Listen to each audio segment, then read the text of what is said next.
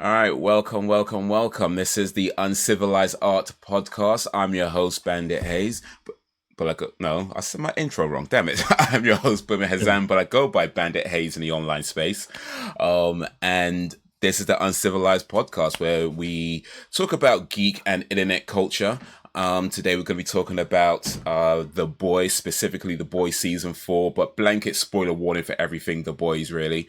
And I am once again joined by my main man, the the no face killer. I just made it up. I just made it up, and I don't know. Maybe it'll stick. Maybe we'll see. But how you doing, sweet Bundy? Appreciate you coming through. How you been? What you been doing? What you been up to? How's your what's a guan in sweet Bundy world? I'm doing good. As good as I can be with this job. But other than that, and especially with my days off, I'm feeling great about that and appreciative of it. Mm. As far as what I've been like doing, honestly, I just been trying to survive. No, I hear that. Just I hear grasping at that. anything. Oof. Um Even like with games, I already beat jeez, I forgot what was the last game I was telling you I was playing. Was it wasn't Baldur's Gate 3, was it? Nah, definitely not. But that's a great game. They are coming up with a patch sometime this week or next week. Uh, and apparently it's going to include modding for the consoles, which is, something big. As far as I know, the only thing that has done that so far is Skyrim. Okay, As yeah. far as I know, even though just this year I got a big PC and everything, like custom built and all that. I haven't been like PC gaming like that, but I'm still a console player at heart, so I'm just like Mm. excited for that. And plus, they got some new endings for Baldur's Gate 3 coming out with that patch. Really excited to play that again, even though that was a long ass game. Took me like 200 hours, man. 200 off. Oh yeah. That's the thing that puts me off a lot of modern games though. Like I like, I mean, well, we talked about this a little bit, but it's like, you know, they're so long, man. They're so long. And I look Yeah. at a lot of these games where I'm like, bro, that looks so cool. It looks so awesome. It looks like the type of thing that I'd really enjoy. But when I think about how long they take to get through, I'm like, okay, if I was to, I'd have to commit to something like that. Like, you know what I mean? Like that 200 hours that's probably at least the next 4 or 5 years of my life. You know what I mean? Just like bits here, bits there, bit there. And it all adds up. But boy, that time sink, that time commitment is a lot. I mean, to be fair, it was also part of my fault because they have so many side missions and so many Mm. other things you can do that I decide to partake in, or even just exploring. You could just lose yourself just exploring, and they got like books that you can pretty much not like whole books, but some stuff that you could read, like lore stuff and everything. So you could collect books and read about it, and there's just so much to do in that fucking game. Even the character creation itself. Um, I definitely spent like an hour or two on that. Not gonna lie to you. On just the cat. Okay. Yeah, I usually just select random. nah.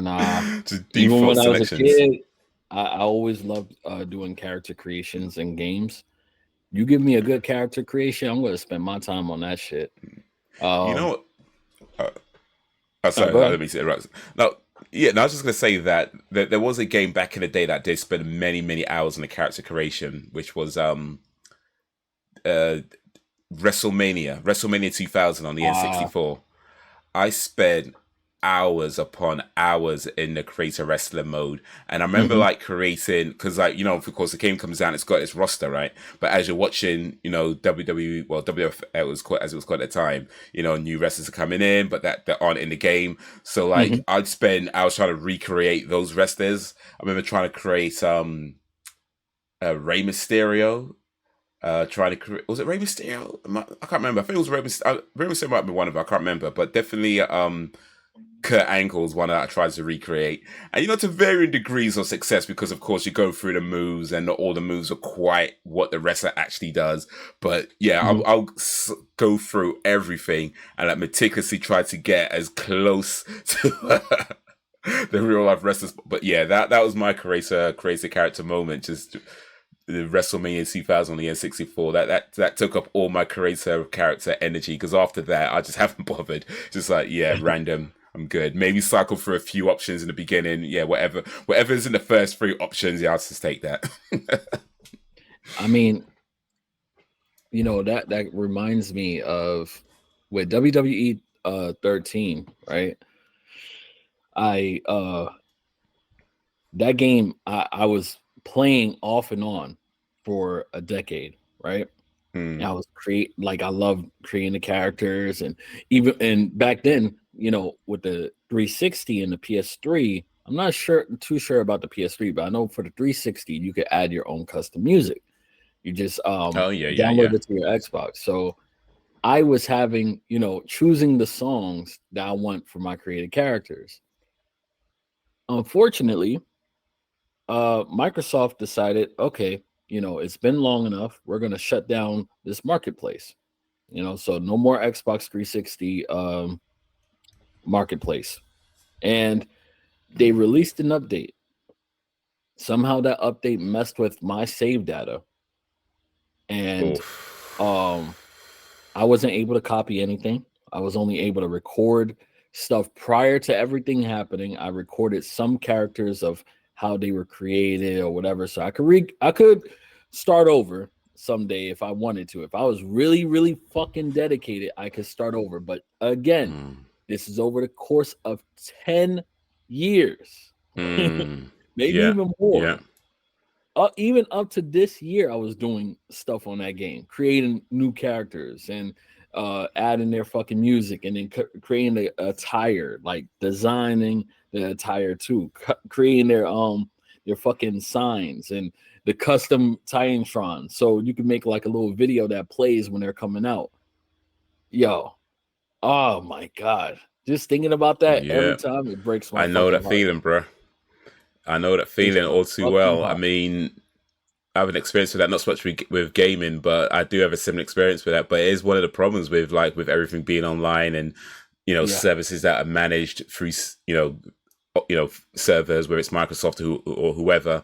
There's always that thing where one day they're going to say, "Yep, that's enough." For whatever reason, whether it's not enough people are using it, whether they just feel like it, who knows? Like, there could be any number of reasons, but the point is, it's so out of your control, and Mhm. everything that you've done, I guess in this case, it's not too bad because you can maybe access some stuff, but I imagine there's a lot of people who did lose things, or, do lose stuff. Like, I'll tell you what happened. The experience I had was with a website called DVD Aficionado, and if you look up DVD Aficionado now, it's not that DVD Aficionado. It's a different DVD Aficionado. I don't. It's because there was this is like years ago when DVDs were still relatively new, like in the first early 2000s, and there was a website called DVD Aficionado, and I used to collect DVDs at the time. I was to be really avid collector of DVDs, and so what DVD Aficionado would do is that it allowed you to log your collection, and you just search DVD, search which version of it, and log it as part of your library. And people had thousands and thousands of DVDs logged in their library. I think at the time I can't remember exactly how many, but it was in the hundreds. I wasn't one of the big collectors, but I had quite a lot Yeah. in there, at least a lot for me anyway. And then one day decided to shut down. Man. After logging all of that and be like, yeah, that's my collection logged. And you could do things like, if you lent a DVD to somebody, you could log that you've lent it out, and then so that it's in your collection, but maybe somebody else has it. So if you forget that you've lent to somebody, it's like, oh yeah, I lent that as a reminder. You know what I mean? So it's kind of some cool things you could do. But yeah, I had hundreds of DVDs logged in there, and then one day it just stopped existing. And I was like, bruh. Just, it's gone. There's no way. There was no warning. No way of backing it up. It was just gone. It was just gone. So yeah, I know that feeling, and it sucks, man. But that's kind of the online world where, if you have everything online, one day somebody might decide that's enough, and it's gone, and there's nothing you can do about it. Multiplayer games, there's a multiplayer game that came out some years ago called Lawbreakers. It's by Cliff Blazinski, who did Gears of War after he left. Was it Epic? If it's Epic, okay. Anyway, who after he left that company, he did some solos, independent stuff, and one of the games he made was called Lawbreaker. It was a first person multiplayer shooter, and I really liked it. I was maybe like one of 3 people that liked it apparently because it shut down pretty quickly. But it sucks because you've got the game, you bought it, and now you can't play it. So, but that's the online world, man. It sucks that certain things are just difficult to want to get into because like you're just kind of afraid that could happen. It's insane because like one game that I learned as infamous for this one game series is NBA 2K. So yeah. Wait, and they still around though, or yeah, they still make new games. Okay. Well, let me hear the story then, because all right. Let me sit back and stroke my beard. If anything, you're probably thinking about NBA Live. No, because we're talking about things shutting down, or aren't we? Or no, I'm talking about like, all right. So, let me, basically what they do is they'll have a game come out, right? Yeah. So NBA 2K22, and you go ahead, you play that game, you start your stuff, your career mode, whatever, right?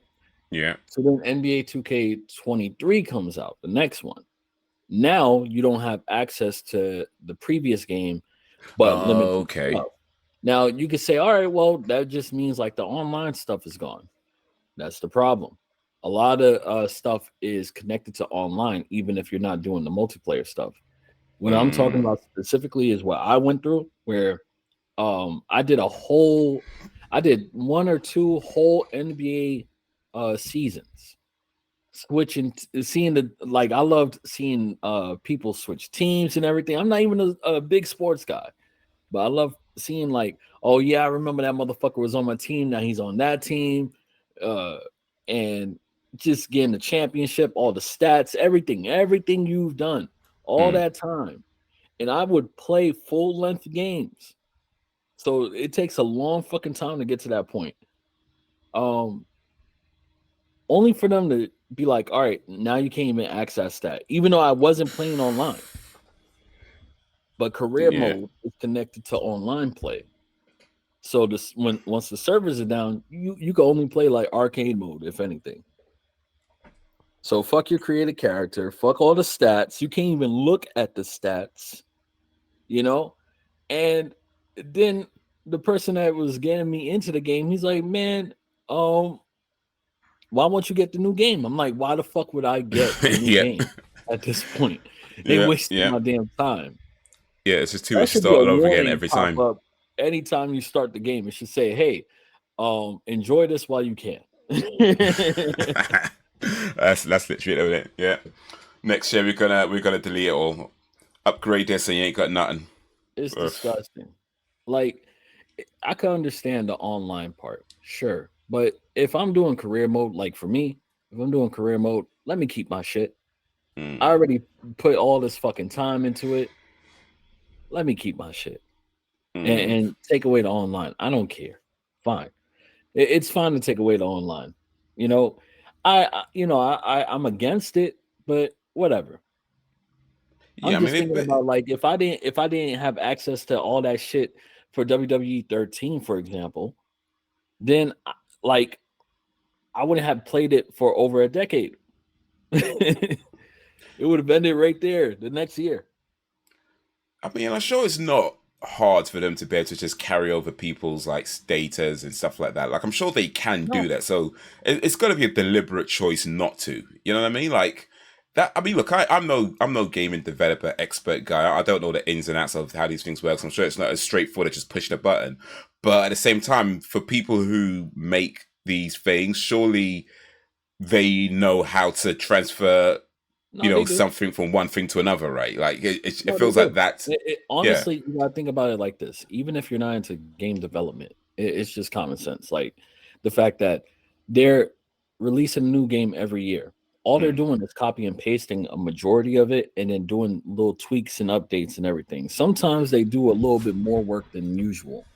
but that's normally for like cross-gen shit, or like after it's been a couple of years, that's something they've been working on in the background, obviously, stuff like that. But normally it's just like a new coat. That's how they can release the game so fast. It's Mm. not like they're rebuilding it from the ground up, like an official sequel. Like if you're talking about Halo 1 and Halo 2, for example, right? Or Halo 2 and Halo 3. Those are okay, we're working it from the bottom up. Same engine, of course, and some stuff they reuse, but honestly is a rework, you know? Yeah.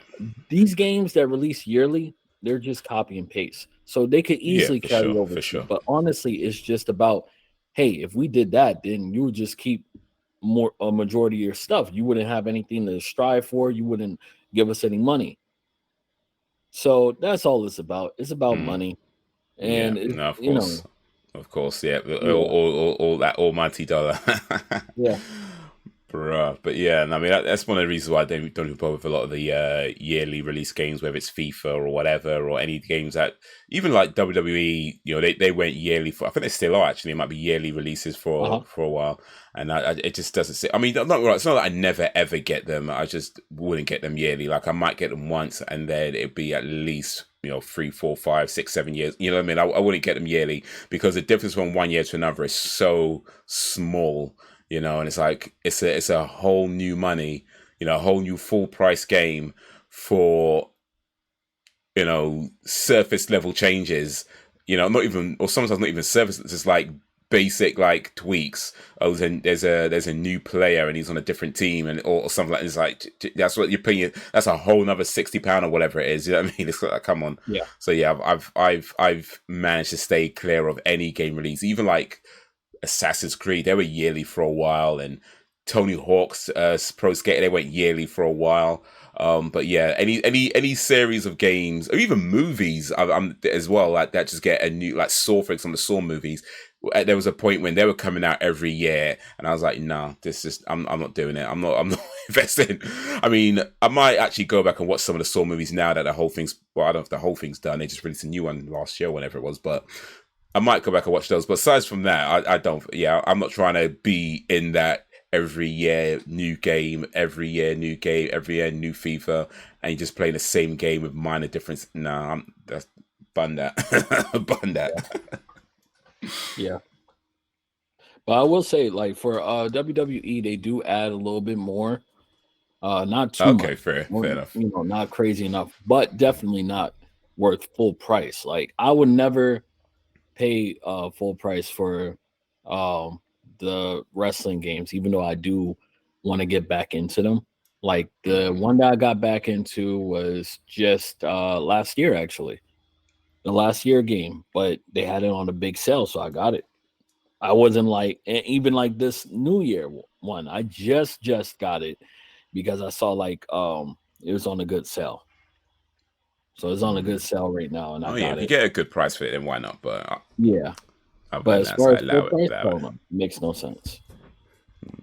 Unless you're like an obsessed, or I shouldn't say obsessed. That sounds disrespectful. What I mean is like if you're really a fucking WWE fan and Oh like yeah, you're all obsessed. I about mean, it, or even a that's comic is book what it is. fan. Obsessed. It's obsessed. That's what it is, bro. That's what it is. Or Like even if real you're a into it. WWE content creator, something Uh, like that, then okay, yeah, I get it. You get your money back at that point.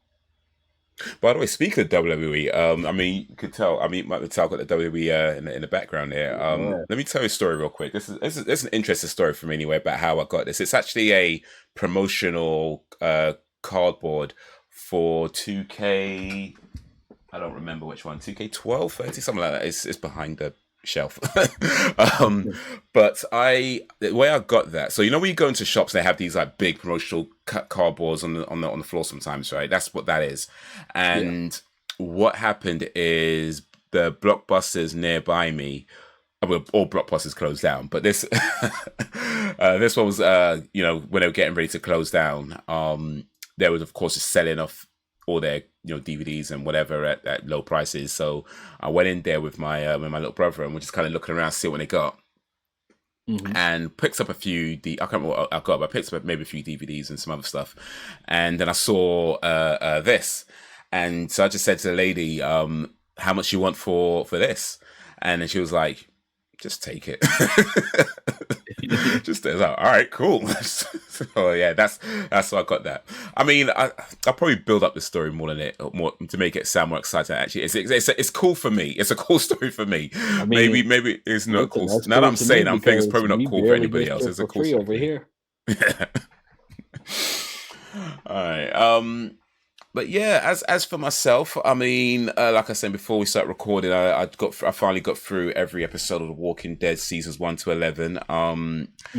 And I do want to talk about it in more detail you may on another podcast, but so I'll save any spoilers for now. All I just say for the moment is that I enjoyed it all the way through. That being said, I feel like I could definitely see why people didn't like it so much, especially towards the last few seasons, and there was definitely a few things that didn't quite sit well with me. Some things that just straight up didn't make any sense at all. Right.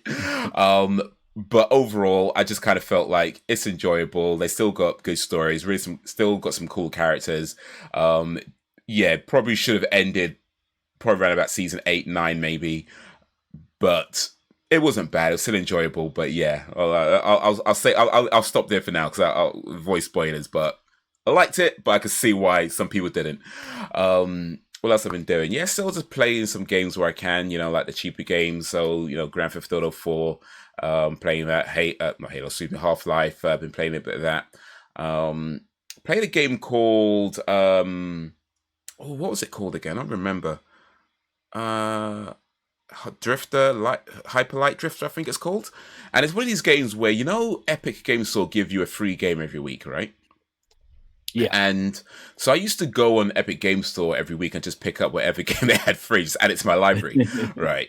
But I hadn't done it for a long time. And usually I end up forgetting that I have the game, right? And it just kind of sits in my library. So this is one that I picked up probably years ago.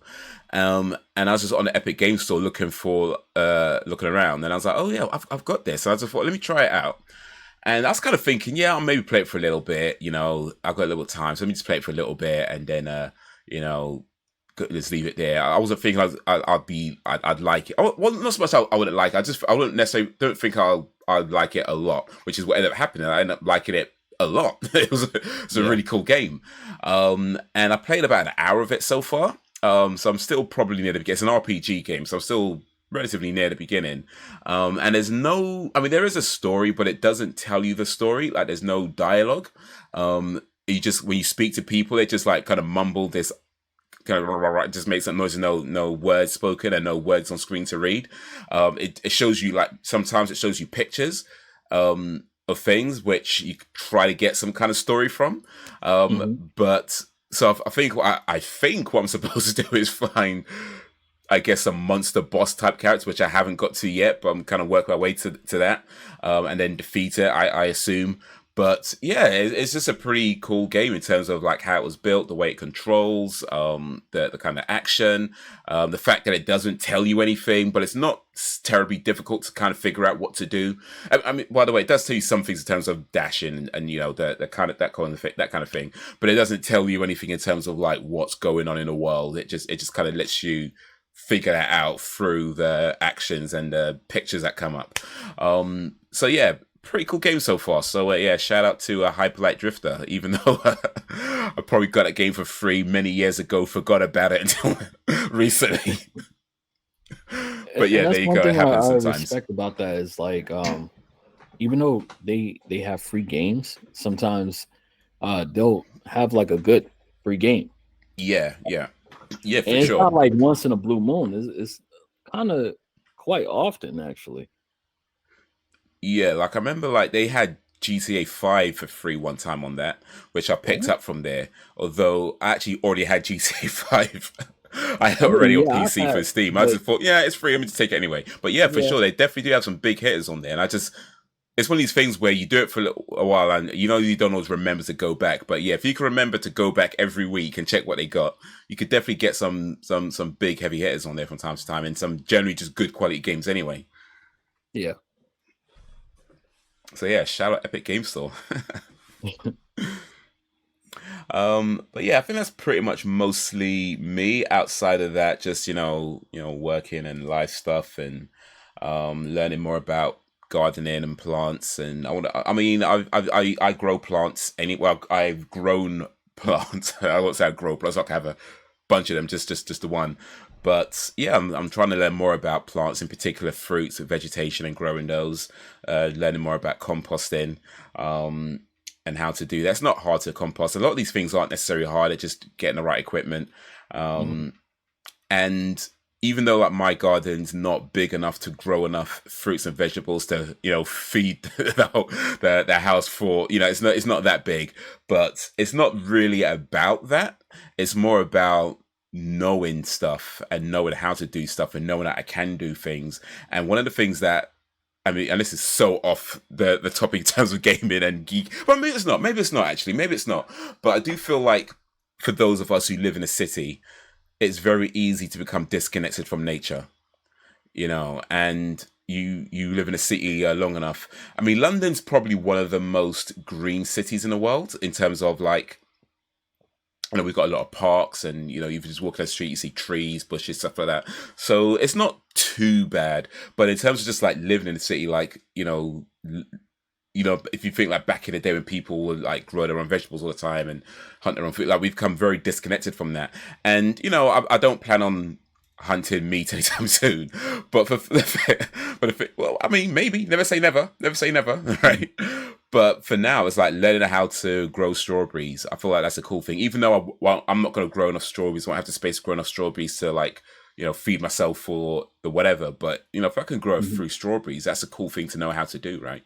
If I can grow, something like apparently even in the UK you can grow pineapples. It takes a long time, like maybe like 2, 3, 4 years to actually fruit, but it apparently can be done. So learning how to do that, and yeah, it means no pineapples for 4 years or whatever, right? But knowing that I can do that and being able to do that, I think is a cool thing. So yeah, just been learning about that, learning more about gardening, weeding. I just de-weeded the garden a couple of weeks back, and I kind of have a composter, but it's not really it's really just a big bucket, that I'm putting the weeds in. It's not even a bucket; it's more like a big plant pot that I've just been putting weeds in and put a cover over it, and it does compost. But because I don't have holes in it, and I don't, the only way I can get a compost out is if I tip it over, which I can do, but I'd have to get something like kind of large so it doesn't just make a big mess in the garden, So yeah, I've been doing that quite a bit. I've been doing that. I'm learning some gardening stuff and learning how to do that and more about that. And it's really cool and interesting. It's something that I never thought, I do or we have any kind of interest in. But yeah, to me, it's just like learning how to, or even learning how to cook more. Like I've been in the kitchen a lot more as well. Like learning how to make things. Like I've been making a lot of peanut butter. Peanut butter is actually really easy to make. And because I can make my own peanut butter now, I don't put sugar in it, so I can control the ingredients a lot more. And not that I'm against sugar, but I do feel like, especially at my age, I don't be having too much sugar in my diet. So I could control things like how much sugar I put in stuff and whatever else I put in there. Learn how to make jam with no sugar. It's not the same jam that you might get in the shop. Or wait a minute, sorry. What we call jam, you call... jelly. Jello, I think. Jelly. Jelly. You call jelly. Okay. So yeah, what we call jam, you call jelly. So I've learned how to make that. And it's not the same that you might get in a shop in a jar, but it's still pretty good jam. Without, because the thing like jelly and jam or jelly that you get in the shop, the sugar helps to bind it more, and that's one of the reasons for not just for sweetness, but to actually binds it. So because you're not putting sugar in it and using something else, it doesn't bind as well, but it still tastes pretty good. So I learned how to do that, and yeah, just learning about different cooking methods, and yeah, man, it's like I say, something that I never thought I'd be interested in, but I am. And I've been that guy for a little bit now and just learning more about it. So yeah, that's been a lot of me. That's been a lot of me. But yeah, that's what we've been up to. Let's move on to the main topic, shall we? Oh, also, yeah, been still learning French and started learning Spanish. That's one more thing. But yeah, let's move on to the main topic. Where are we at? Where are we at? Where are we at? We are. Oh yeah, yeah. We're in a good spot. Cool. Yeah. So I want to talk about the boys. The boys season 4 specifically. We talked about boys seasons 1 to 3 last year. So we might retread a few grounds depending on the things that kind of come up. So yeah, blanket spoiler warning for everything season 1 to 4 of the boys. But before we get into the main spoiler section, as kind of like a brief non-spoiler review slash you know basic opinions, what would you say about the boys season 4? Like how would you describe it? Honestly, it had a lot good in it, but it does seem to be going more for I don't know. Like when I finished it, I felt like something was missing. And honestly, I said the same thing about the Deadpool movie, that something was stopping me from going ahead and giving it a 10 out of 10. That's not really the case with this. Like this, I know for sure it's not a 10 out of 10. It's more like a, 7 out of 10 for me. That's not to say that I didn't have some moments where I was excited, waiting for that next episode, but I wasn't like pressed for it. Like usually I'll be like, God damn it. And I'm waiting and waiting. And then as soon as midnight hits, I go ahead and watch it. This one, I was like, yeah, it could wait. I could wait.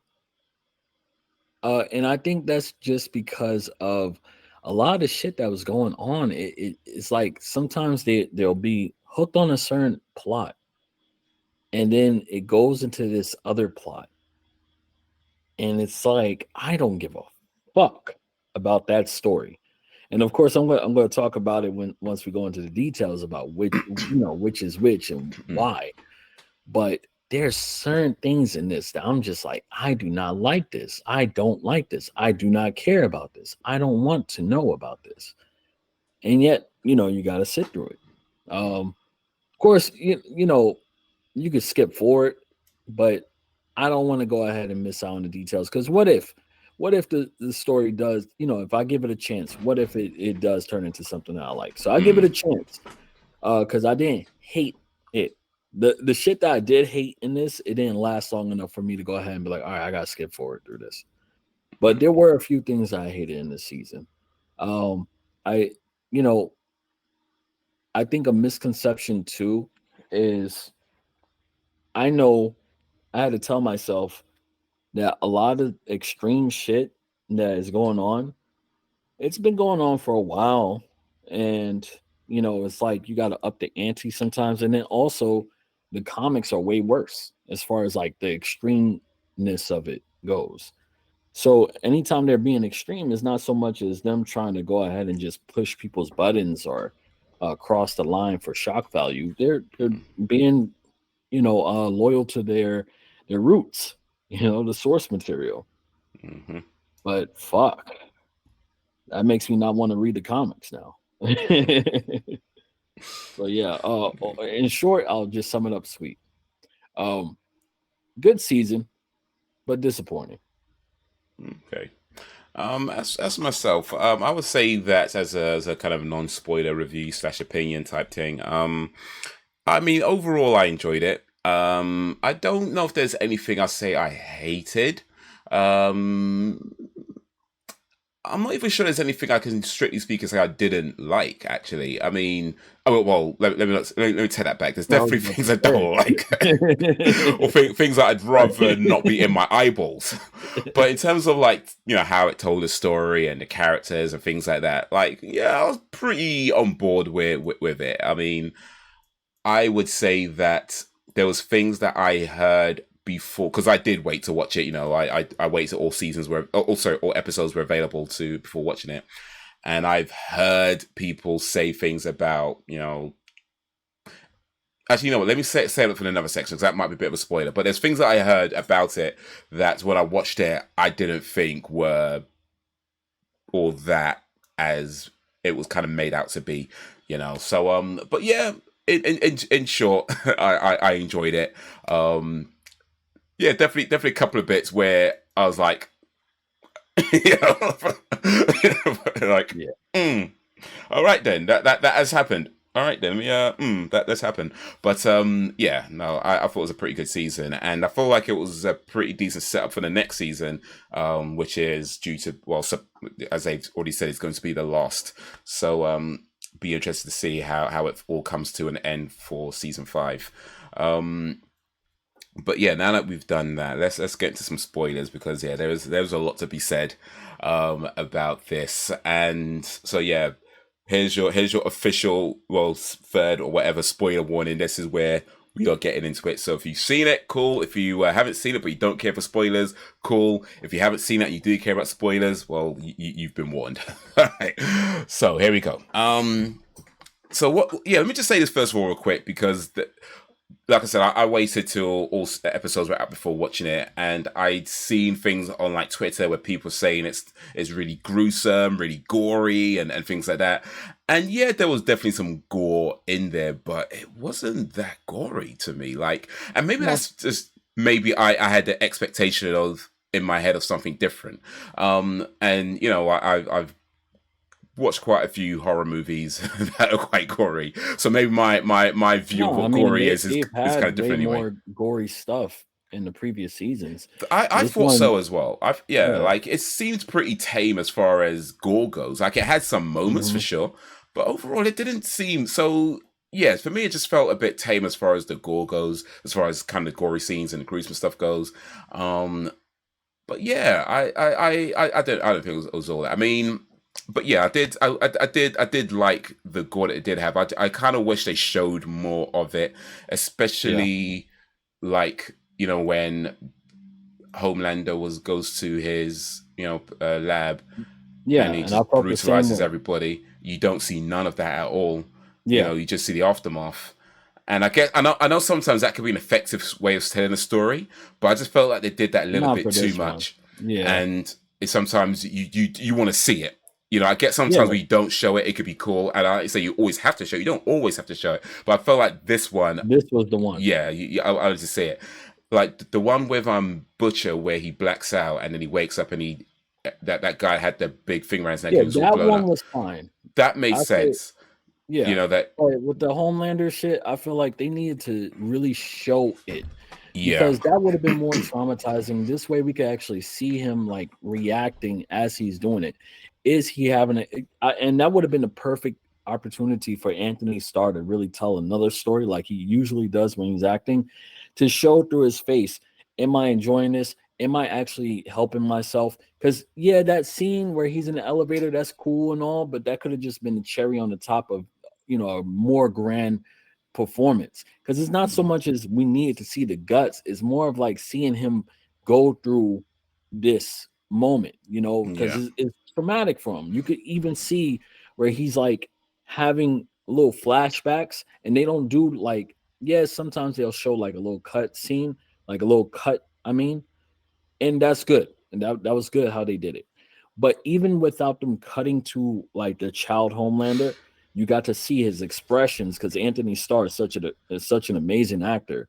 You get to see his little twitches and everything, showing like Mm. PTSD. This is still traumatizing him, no matter how old he's gotten, no matter what he's accomplished, no matter how bad he's been.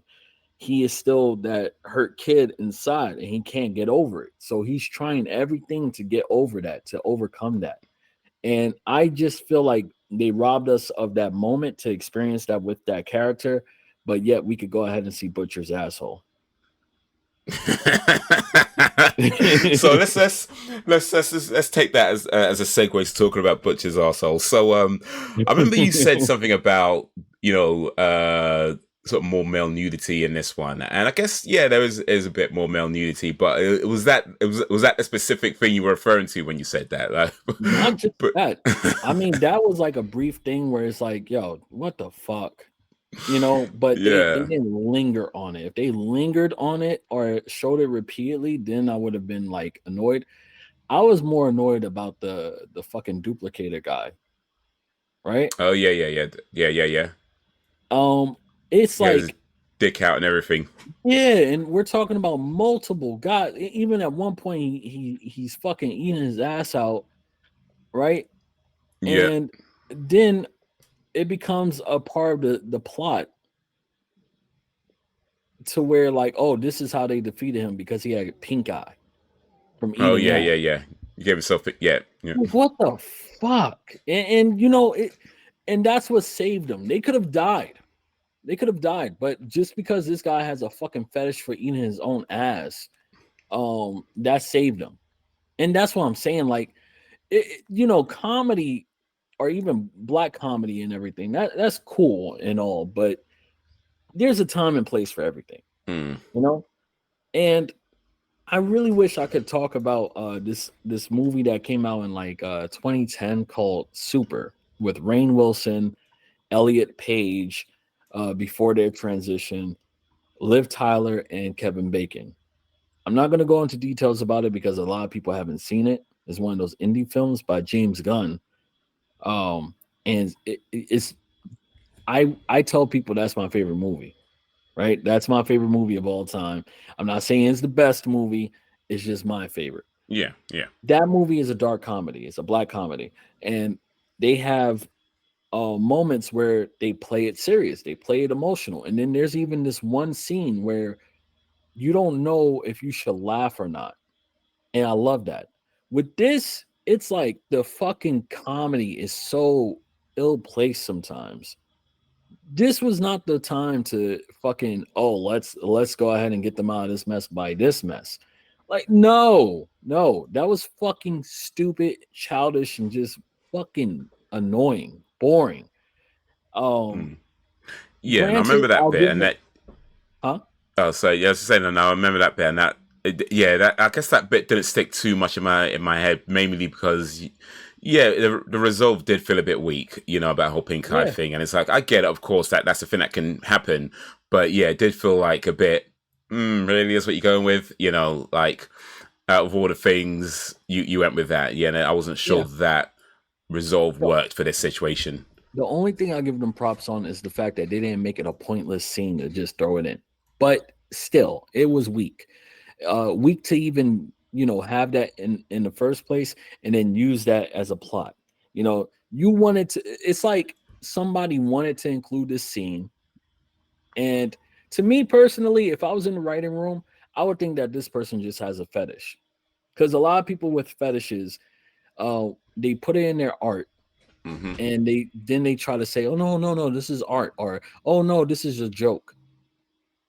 But come to find out, they actually, you know, in secret, they're all about that shit. It I mean, happens it's all not. the It's time. yeah. I mean, who comes to mind? Quentin Tarantino Yeah, with the feet. with the feet. Yeah. Like this So guy, it's like, yeah, he, it's right there in your fucking face. I don't want, yeah, yeah. you know, and here's the thing. You know, we're in a day and age where like, um, what the culture is trying to do is be like, all right, we've shown women, and Game of Thrones was like one of the first big series that I noticed that went with this movement, which is fine because Game of Thrones did it pretty fine, right? Hmm. Where, okay, we show female nudity all the fucking time, tits is always on the screen, da da da da da, and then the culture started to push like, okay, you know, we got even the playing field. We can't take so this is the issue. They show men shirtless all the time. It's not considered nudity, you Hmm. know. Yeah. So what can we do? We can show dicks, but there are people that have been pushing the envelope too far. What I mean by that is like Euphoria. Euphoria has a whole fucking scene where a guy is jerking off. I didn't even know you could do that in a damn show. I didn't know you could do that, What they just and show it his was hand like on cock and everything. erect and everything. It's okay. His hand on Yeah, cock and he's hard, and that's on screen. yeah. I didn't Oh, even know you okay, could show that. that's a I porno get at that it. Exactly, right? point. Because That's there your was certain things OnlyFans that at that point. Like what? you can't even put that in a movie, because if you put that in the movies, it becomes NC-17 or some weird ass fucking rating. I think it's NC-17, and you can't view it, or it's considered porn at that point, right? So to see that in the show was just wild to me. So yeah, like, I feel like there's too much focus on and not enough. Like, any extreme is not good. Yeah, for sure. You don't want to go ahead, and you didn't see like that going on with the female nudity in shows. I didn't see anything like that. Shit, even with Orange is the New Black, like, they had this one scene where this one episode where it was about a picture, and it was about this chick with a bush or whatever. So they showed the picture like once or twice, maybe even 3 times, if even more than once at all. But it wasn't extreme, you know? It was a bush. So of course a lot is covered up. Not to get too explicit, but when we're talking about like Euphoria, or even like fucking bringing back Home, The Boys, a whole asshole is on screen, even if it's just for a moment. Like, come on. What are we doing here? Who really sat there and was like, yeah, I like this shit? The freaks. They did. I'm trying to watch a good show. Like, the season, I think it was season 3. I'm not sure. But I'm pretty sure, yeah, it was season 3 with Soldier Boy and everything. I love that season. I didn't like the way it ended, but I love that season. And even what's the fucking show? The spinoff Gen Z, or not Gen Z, my bad. Gen V. Gen V. Yeah. I like that show. Me personally, I like it. Yeah. I gotta rewatch it again soon. But yeah, I like it. So with this season, I don't know. I just feel like, and it's not only this season. It's been happening in previous episodes too, where they just you keep seeing dicks and dicks and dicks and dicks, and it's like, enough. Like, pull back a little bit. Pull back. Because we've seen a whole episode before, not even just this season, where this guy, right. remember the fucking mini guy? He crawls into the dick. Oh yeah. Yeah, like, enough. Yeah. Enough with the about ranting on that. I know we gotta talk about other things. I mean, it is a part of it though. I mean, for me, like, I think I might have said this before. I can't remember. If I haven't, I'll say it now anyway. But for a long time now, I personally haven't cared much for nudity in films and TV shows. In fact, there was a good while where I avoided a movie or show if I knew there was nudity in it. And there was a few reasons for that. Partly, or mainly, religious reasons that I'd rather not. But also, I just felt for a long time that anytime you have nudity in films or shows, it's never felt necessary. You know what I mean? Like, it's never felt like, okay, let's say you have a sex scene. And, you see your titties, you see your dicks, you see all the arse and everything else. It's like, all right, they're having sex. And that's the story that you're trying to tell. I've never felt like, I needed to see them naked to know that they were supposed to be having sex. You know what I mean? It's never felt like necessary. It's just kind of felt like somebody's there at the back saying, I just want to see some titties. It's always felt like that to me. Like, and I'm not saying that's the case. I don't know. I'm not on these sets, but it's just always kind of felt like that.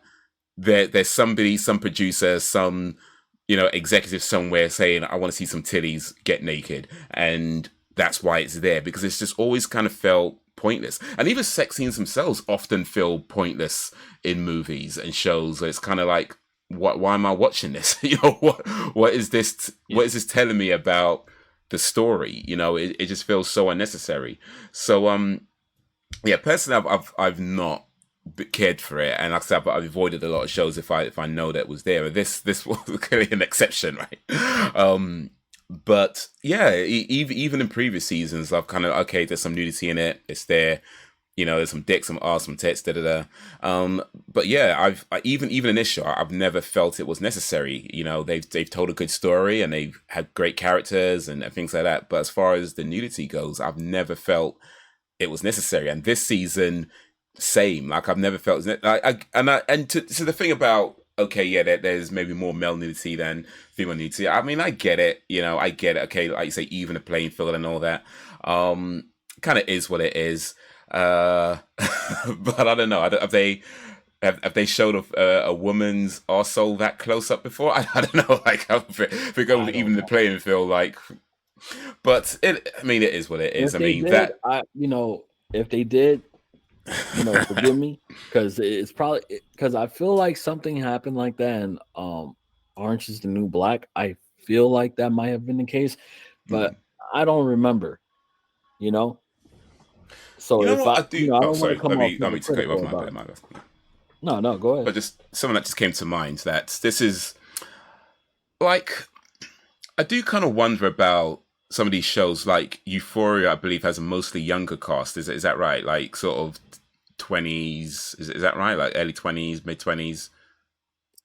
You know what? Surprisingly, one of the actors, I thought she was like, really like in her early 20s or something. And she's like early 30s. And she Okay, looks so it's, amazing. yeah. Like Okay, so it's one of these it things where he's older actors to play younger. Okay, okay, yeah, okay. yeah.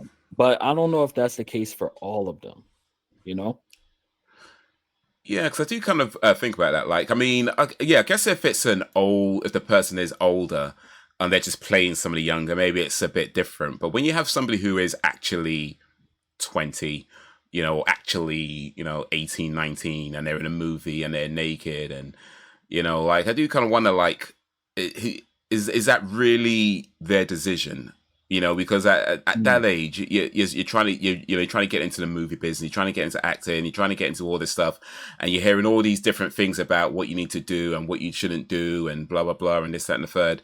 How much of that is really them saying, "I fully want to do this," versus who else is employing, and Yeah. how the culture is going, and the whole thing about body positivity and that kind of thing, and you got to be proud of yourself, and of course you should be proud of your body and all that kind of stuff, and I ain't saying that, but there's a point where it's like, okay, can you be body positive and still keep your clothes on? Because I feel like you can, but it kind of like also feels like that's not the message being put out there, and so you have like all these some of these shows where like I said, I haven't watched them, so maybe I'm just talking at my ass myself right now, but at least it feels from the outside looking in that you have these shows where you have like younger and younger actors doing scenes that that they're perhaps, I don't want to say shouldn't, that's not my place to, but what I mean, it just feels odd, and it feels like a weird place where to be moving. And also for myself, like, I mean, one of the reasons, especially now at this point in my life, I'm 45. I can't be watching a show with some 20-year-old titties. You know what I mean? Like, that's just not happening. It's just, so yeah, maybe there's a lot happening in these shows or behind the scenes that I just don't know about, and perhaps I'm assuming too much. That could very well be it. So perhaps maybe I should just shut up and just live. They can live their lives. None of my business. Do what you want to do. Do what you're going to do. None of my business. Maybe I should just shut up. I don't know what's going on. Back to the boys. But no, yeah, honestly, sorry. it, I'm not trying to be hypocritical about it. I'm not trying to be all preachy about it. It's just, it's hard not to notice that, there's just this extreme push for the opposite of what's been going on, which is fine to a certain extent. But again, no extreme is good.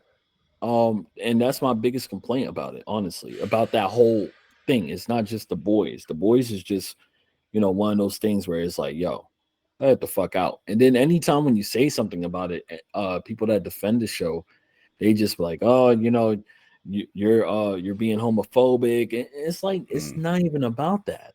Because even if you had fucking Starlight's asshole just plaster on the screen out of nowhere, or had Kimiko eating her own ass out somehow, I'll be annoyed. Because I'm like, what the fuck is this? What the fuck is it?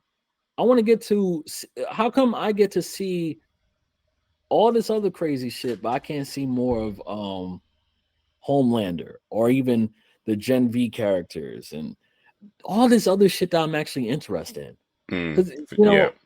that's what I really want to see. Yeah. see, certain things I let slide. I'm like, all right, like the whole Tech Knight shit, that shit was crazy. But That I was a let bit it slide. mad. I let it Oof. slide because I'm like, Tech Knight has been about that, and it's not just for the show. Apparently, he's like that in the comics as well. That he's all like he has this mental condition or whatever where he just wants to fuck everything that's circular. So it's like, okay, fine, fine, fuck it, right? And you know, they're pushing the envelope. They're being like the source material and all that. Okay, fine. I dealt with it. But goddamn, can somebody dare not see like, wow, there's a lot of shit like this in here. Even if we were to talk about that scene, even though it had some of it had one of the funniest moments in the series where it But just the it's kind of funny. This wasn't intentional, but I just realized the connection. So it goes back to Euphoria when he was like, oh, he was like Zendaya, and then Huey turns around. He's like, "What?" It's like his safe word was Zendaya. You don't remember what I'm talking about? I remember the safe word bit, but I never watched Euphoria, so Zendaya's in Euphoria. Oh yeah, I mean, I know, Yeah. but I just didn't watch it first. So I don't know about the safe word being in the same word as in. Oh What? wait, wait. I'm confused. So was it safe? Yeah. See, you don't remember. You don't remember. I remember the safe word So bit in The Boys, but yeah, you say but that in the safe word Euphoria, was Zendaya. the safe word was in Zendaya in Euphoria as well. No. Because I know Zendaya was in Euphoria. That much I know. Yeah. was Yeah. was was that guy? What's his name? Something Quaid? Was he in Euphoria as well? No. Okay. All right. All right. So I don't know if you remember exactly. So this is how it went. Uh, you remember Tech Knight was torturing Huey and everything. Yeah. Yeah. And then like at one point he because remember Tech Knight is thinking this is Web Weaver still. So he's Yes. like, Yeah. we know. He's like, hey, we're gonna keep going on you until you say your safe word. Don't worry, we know your safe word.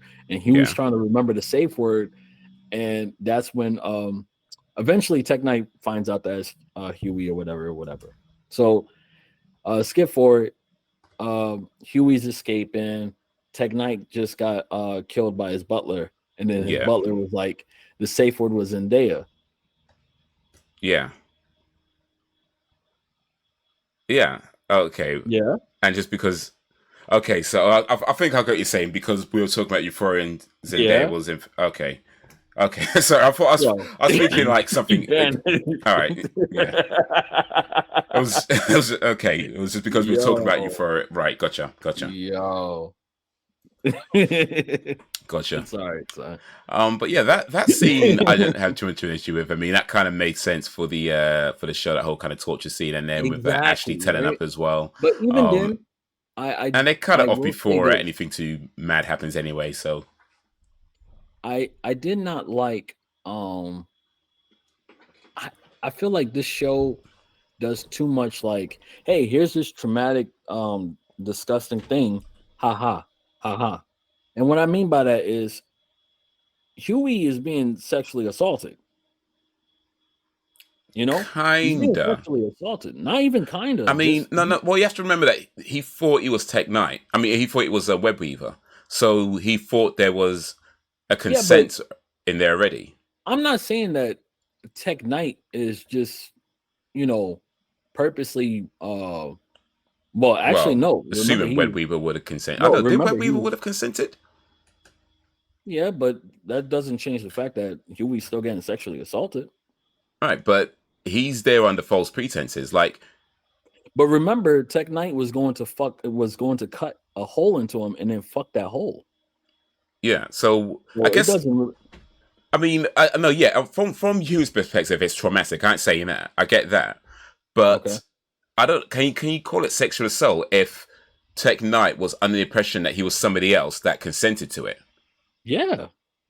Because like, I mean, I'm assuming Web Weaver consented to it because I don't think they show that specifically, but I'm All right. assuming So Web better Weaver yet, consented think to about it. it like this. Think about it like this. So how can I say it without going too crazy? All right. So I'll make it very light, right? So you're in a compromised position. You can't talk for whatever reason, right? You're in a gimp suit. Let's just say that. Okay. Don't ask why. It doesn't matter. So person comes in, they start inappropriately touching you in a way that you do not consent to. Right. They think, oh, you're just a gimp. You like it. You're just whatever. But you are still being sexually assaulted at that point, even though the other person is not actively. Right. Yeah, that They're is under clearly. they're not under That the is. impression that they're actually doing that, but that's what's going on. I don't think that's the same thing though. Because It like, is. okay, let me explain what I'm thinking. Okay. Because the guy in the gimp suit, right?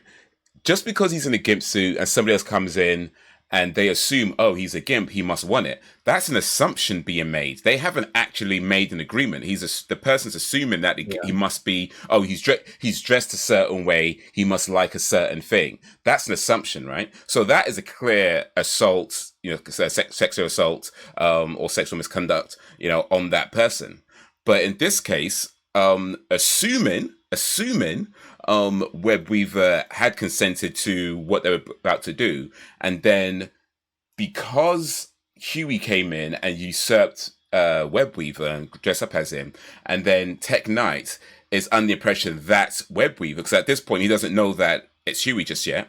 So assuming that Web Weaver already consented and Tech Knight thinks that's Web Weaver, he's only doing what they've agreed to do. Right. So in that case, I feel like I'm not sure you could say it's sexual assault because like he doesn't know that's not Huey just yet. That's not Web Weaver just yet. Assuming Web Weaver did consent to it. Well, you know what I mean? Like because it's because if there was a consent given, it's like imagine you. But the part, I don't know. all right. So this is how we could go ahead and settle it. The Huey consent. No, but he doesn't know that's not that's go. Huey. No, but right, but Tech Knight doesn't know that's Huey. No, but the thing is, I'm not saying what Tech Knight is doing is, actively raping, right? I'm saying that Huey is being sexually assaulted. But Huey's Huey's definitely in a traumatic situation. That's what I'm saying. I think we're clear on. Yeah, but so that's what I'm saying. I'm not sure that it's. I don't know. I mean, I feel like in these kind of cases, there is the thing to be said about wait a minute. If there's clear reason to understand that this person thought you were somebody else, and they were doing what was prior agreed, but because you took over somebody, I mean, you've effectively broke into this guy's house, really. Let's be clear on that. Huey broke into his house and lied about who he was. No, but think about it this way. And then got himself in a predicament that he couldn't get out of. You're really in some shit. Now it's about to get. It's quoting DMX right now, but that's what happened, right? So the thing is with Huey is like he didn't know anything about Web Weaver doing any of that, Tech Knight doing any of that. He went in because he had to spy or whatever. Right. So at that point, when he enters that whole sexual dungeon and all that, if he were to say, "Oh, I'm Huey, leave me alone," blah blah blah, or whatever, I'm not Web Weaver, he would have got killed. Yeah, or raped anyway, because that's pretty much what was about to happen. What's his name was about to cut a hole into Huey and then fuck that hole, literally. So the reason why I say it is sexual assault is because Huey is not consenting to that whatsoever. Now, I'm not saying that Tech Knight, prior to him actively trying to, like, once he was aware of who Huey was being a rapist the entire time. Nah. I mean, he ended up being a rapist towards the end, trying to. Yeah, I mean, Tech Knight's definitely not a good guy. Let's be clear on that fact. He's not. He's regardless of that sexual assault or not. Tech Knight is not a good person. Yeah, he's not a good person. He doesn't come from a good family. But yes, Huey is being sexually assaulted. because he's not consenting to any of this. He's actively trying to get out of the situation, but at the same time, not get killed. Because he is like when he's doing the whole trying to find a safe word and everything, he wants everything to stop, like he the entire time. So it's like, may on one end, maybe I'm being prude and everything and being a stick in the mud and not just laughing along, but it's kind of like after that whole ordeal, they show Huey's reaction. I don't know if it's in the same episode or the episode after that, but you get to see him just be like, kind of fucked up. And not like a haha, that was fucked up, huh, Huey? It was more like you could see he's like really fucking disturbed. And I if I remember correctly, this is after he lost his dad. So for Yeah, me, yeah, yeah. it's not a proper balance. Like when you're doing dark comedy, you can't muddy the fucking waters with all this traumatic shit and then laugh about it, kinda. You gotta have it in sections. You Mm. gotta have a proper balance and a proper transition between the two, because on one hand, you have Huey going through some really traumatic shit. He lost his father, and not just lost, like his father just died or whatever. And okay, fine. No, he thought he was going to save his father. Then he backed out the last second. His mom decided to go ahead and do it. Then he gets his father back. He's thinking everything is going to be good, only to have his father become a murderer and then have to actively, kill his father. Yeah. Um, and then he gets sexually assaulted, almost killed. Come out of that, and just everything that Huey is going through. It's like you have to make it make sense. You have to make it worth it. You have to, tie it all in together at the end for good writing to occur. And what I mean by that is you can't just keep punishing a character just for shits and giggles. Mm. After a while, Okay. it's not fucking funny. And that's Yeah. what took me out of it. Seeing Huey go through shit before, it was kind of funny. Like in the earlier seasons, he used to always end up with blood splattered on him, and he'd be like, "What the fuck?" And that's how you write comedy, right? That's how you laugh off something. If it happened to anybody else, it'd be traumatic. But to happen to Huey, it's like most of the time it was funny because his reaction, even with Robin, it's like a shock. Especially with that being the first time it happened. But his reaction made it kind of like, can I laugh about this moment? Whereas now it's like when shit happens to him, it's happening too frequently and too fucked up at a time. And then they want us to kind of laugh about it. And it's like, no, you could actively see. I don't know, maybe the actor is just doing too good of a fucking job, but you could see this motherfucker is traumatized. He's going through some shit. What is funny about his father dying like that? Mm. Not to say that the show was trying to make you laugh about his father dying, because they played it, quite well, all things considered. And I do want to talk about that too eventually. But yeah, my main point about this whole part with Huey and Tech Knight, that shit, I don't like that. I fucking hate um I fucking hate that. I don't like that whole going back and forth. I feel like they're not taking their time and really thinking about what they're creating.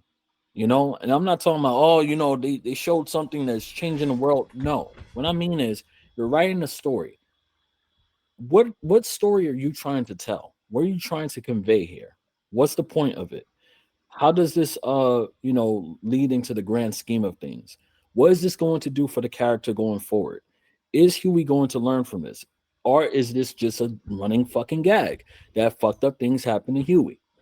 What's the point? Mm. That's why I want these writers to find out. And the reason why I'm so frustrated is because we're in season 4. And to have these little fucking problems happening this late in the series when the next season is going to be the last one, that's not a good sign. That's showing that this show is decreasing in quality and value. And that's the disappointment. I don't want this series to end badly, but it feels like they're going down that fucking rabbit hole. And then they got a spinoff show that shows promise, And you know, unfortunately, they have a tragedy with, you know, one of the actors actually Mm. passing away in real life. So they already have the odds against them as far as the writing goes, right? Because they're not going to replace that character with another actor or whatever. Um, they're going to, you know, write around it somehow. They, you know, they didn't really officially say anything beyond that. We're not going to get a new actor for this character. That's that. But if they're going to fuck up their main show before their spin-off show is really done, imagine what they're going to do to the spin-off show. And that goes back to like what we were talking about before we started recording, and at the beginning of this, like Walking Dead. That shit started happening to Walking Dead. That shit started to go downhill after a while. And I feel like at least with Walking Dead, and that those first 5 seasons, they had some good shit going on. It wasn't all great, but they had some good shit going on. Don't let this happen to this show. This show only got one more season. Please. And you guys only gave us 8 episodes this season. Please take your fucking time and relax. Take your fucking time and relax and go back to the basics of storytelling. There's no time to be wasting on bullshit. Why did I watch this man eating out his ass?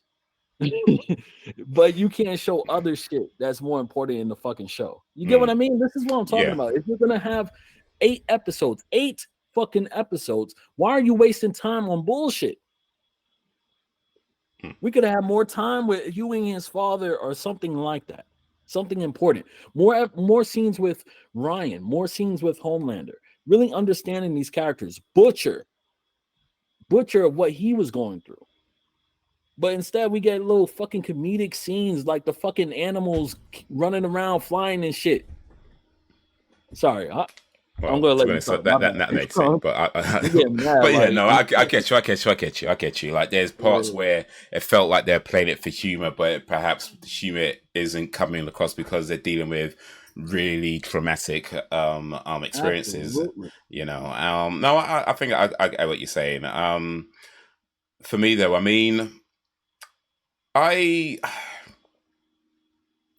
I mean, to be honest, I don't know if I get no. I guess I got some humor in there. I guess mostly, I probably watched it with them, you know, taking what they're doing mostly pretty seriously. I mean, yeah, I get some bits are supposed to be more like hard than others, but mostly I didn't feel. I guess what you felt in terms of the humor. I just kind of because it wasn't really funny.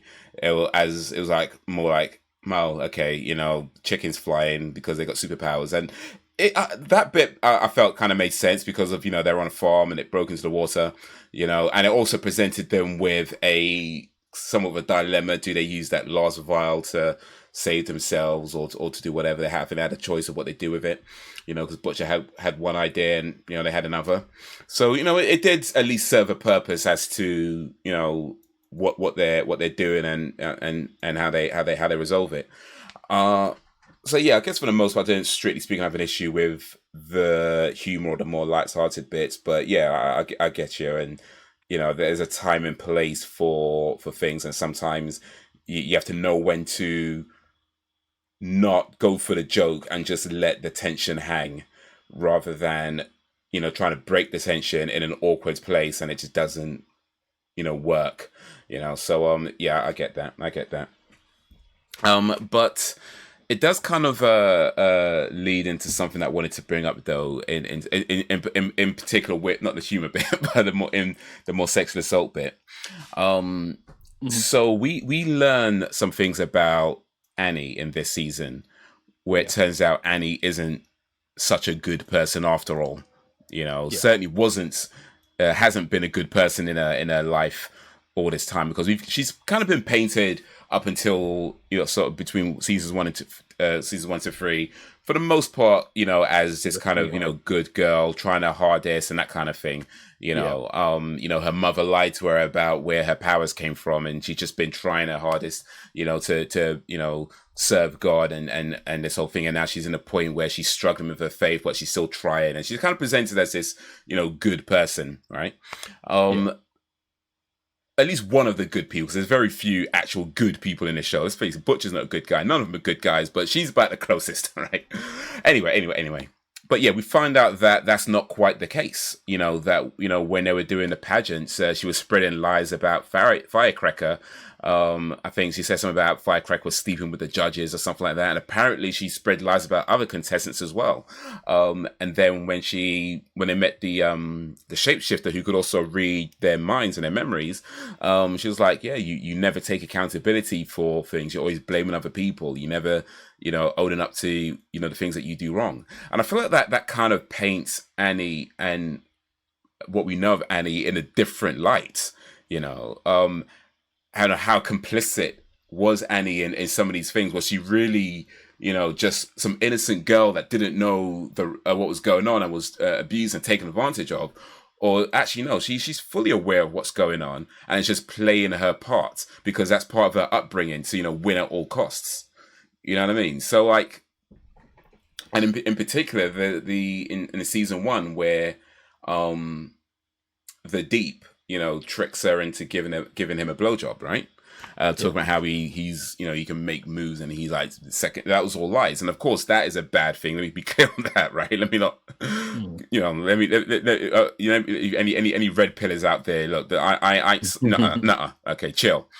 That is never okay, regardless of whether Annie knew about it or knew what was going on or not, or was into it or not, or agreed to, none of that makes what the Deep did okay. That is a horrible thing to do to another person, right? So be clear on that.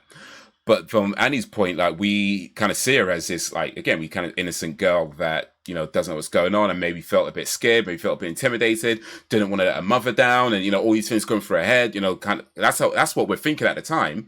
But now it's kind of like, is that really what's happened? Or did she know fully well and just like, it's the win at all cost mentality? You do this to get ahead, or give it a little head together. That's a bad joke.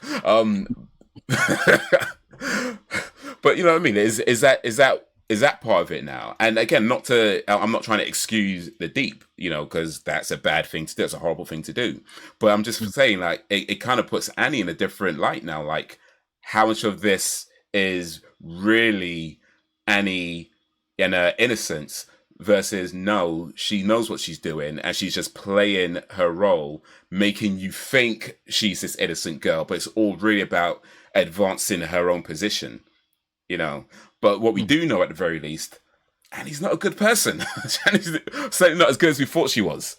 She's kind of a dick, quite frankly. She's like, some of the things she's done is like, no, that is not okay. Like, you spread lies about people and only apologize pretty much when she got caught. You know what I mean? Not because you're actually sorry. It's just, you got caught and this woman's taking her revenge now. Now you're, no. You had plenty of time to go find her, to make amends. You know what I mean? Your apology needs to be as loud as your disrespect. That didn't happen.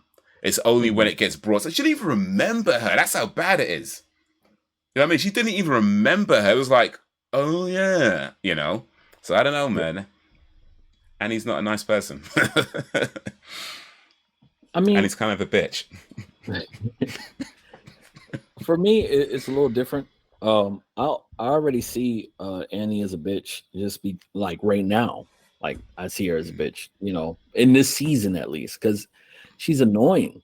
And it's not so much as it's like bad writing. Like the whole bickering between her and Butcher, it's so fucking grating. It's annoying. It's tiring. It's exhausting. It's fucking stupid.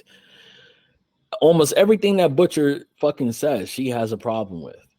Every fucking thing. She will sit there and waste time to argue with him instead of just saying, all right, fuck it. Let's go ahead and do it. Something. Yeah. So it was good to see the actor actually get to fucking, because in this season, honestly, it feels like the actor didn't really get to do anything. She was just playing her fucking highlights of this. All right. So for example, there's something that they say when it comes to shows that are going on for a while. And even though this show hasn't really been going on for that damn long, that's what I'm concerned about, because it's showing signs as if this is season 7 or 8. Right? in some aspects.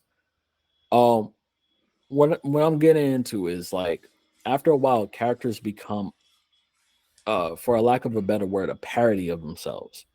So season 1 Homer is not the same as season 16 Homer.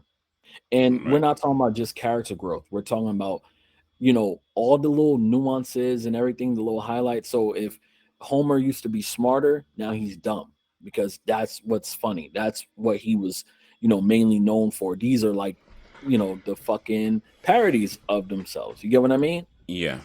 It's like Yeah. when people are doing impersonations of you, they don't get the whole you. They just do what is mainly known of you, like characteristics.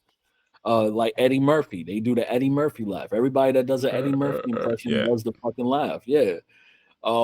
So that's what it feels like. What this actor got to do as Starlight, unfortunately, for most of the season. So when you had the shapeshifter come in, I was so relieved for her because you got to see she's a good actor.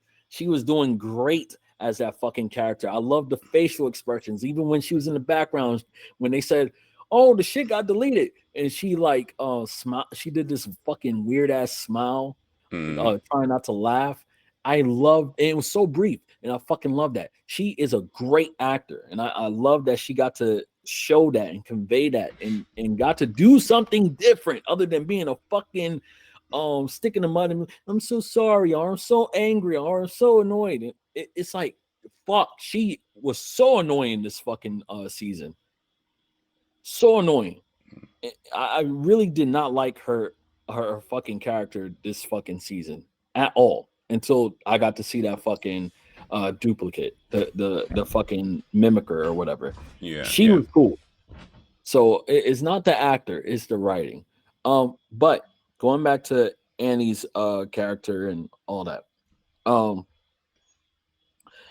I see it like this. I get what the show was trying to convey, but I felt like that was weak because who I was, like me, I'm a grown ass man now, and who I was when I was 13, completely different. I wouldn't even be able to bear uh seeing myself as 13 years old again, you know?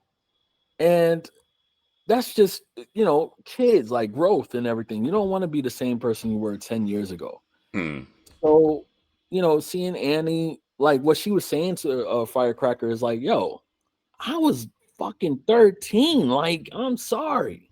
I don't know what more you want from me. Like, I get that argument completely. However, I get where Firecracker's coming from because there's some shit that people did to me back then when they were kids that if I see them now, I'm going to treat them like, yeah, fuck you. Fuck you. Because the what's done to you can, traumatize you. It can stick with Mm. you. And that's, you know, a comparison to like what Homelander went through. These people were certain, a different breed back then. Not to say that they were nice and all that at that point. Now that all that time's passed, I'm just saying they were following orders, whatever the case may be. But they could have also been different people back then. They could have been more callous. Mm. Who knows? We didn't get to find out.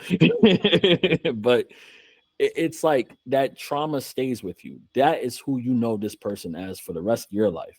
Unless you get to grow and see them change and everything, that's who you know they know them as.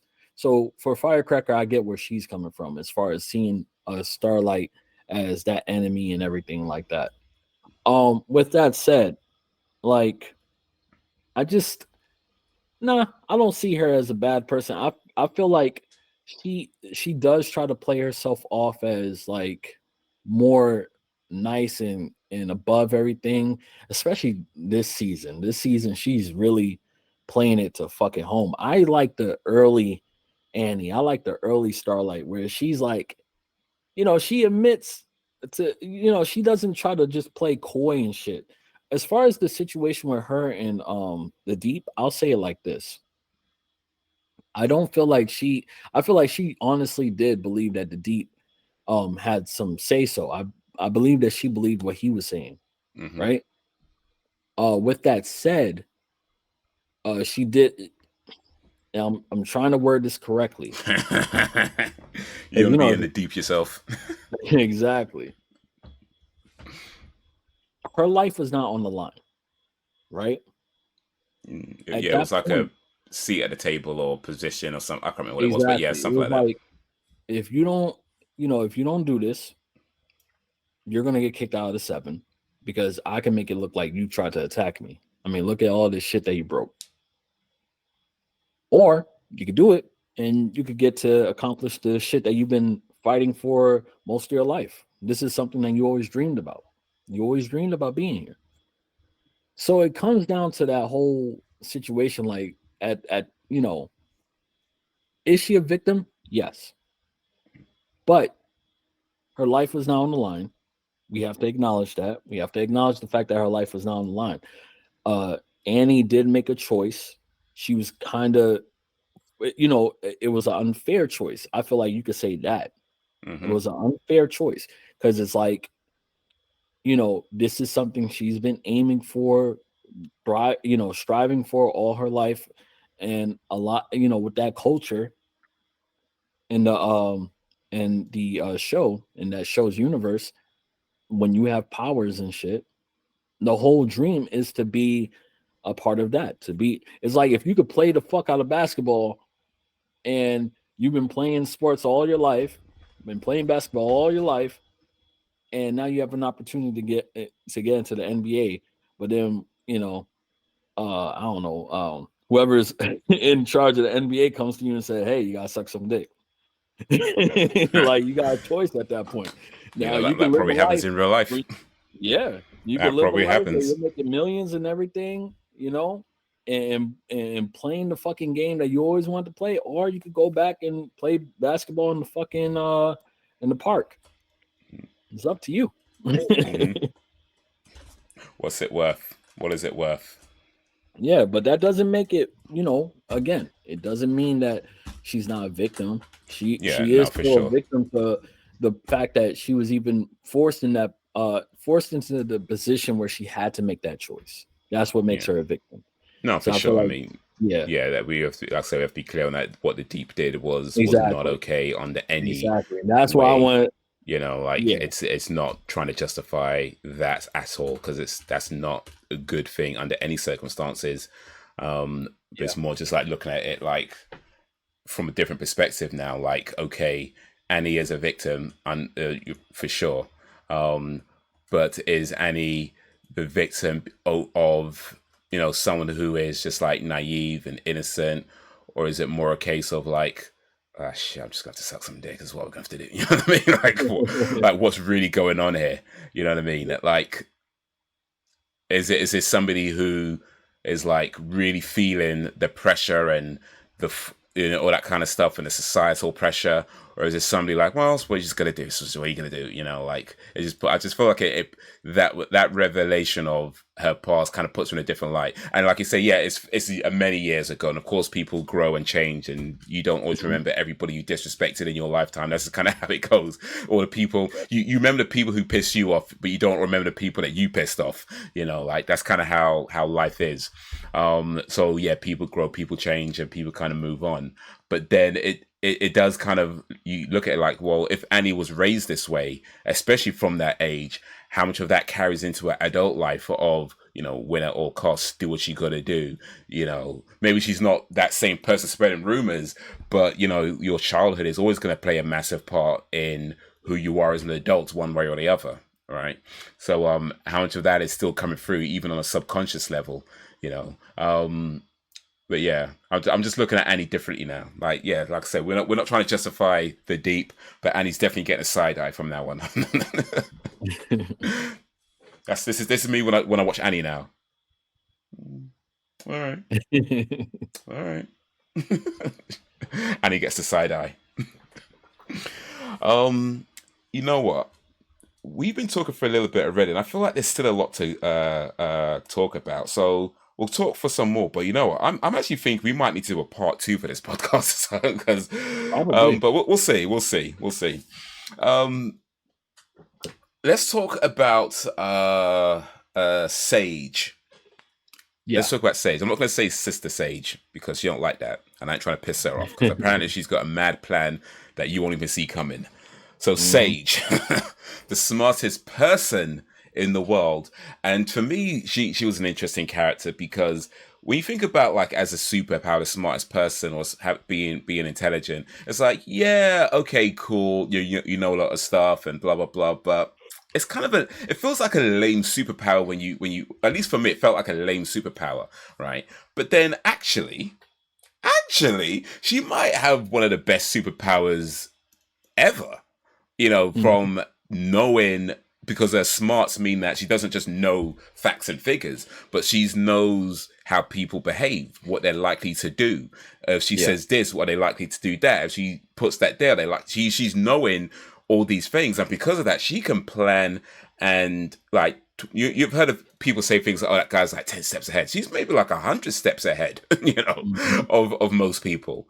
And it was just interesting to seeing how her plan kind of came to fruition and all the things we might have looked at and thought, oh, this is not working, like with A Train, leaking their secrets, with Homelander even firing her and everything that's going on. But it's like, no, that was all part of her plan. She set up Homeland. She knew Homeland was likely to fire her and what would happen. She knew that, riling up Firecracker, she would get into a fight with Annie, and how that would look, and how it would look with the president putting out the hit, one that put out a hit, but saying, making it look, he making it look like he put out the hit, on Newman, Newman. the head popper, Yeah. after Butcher killed her.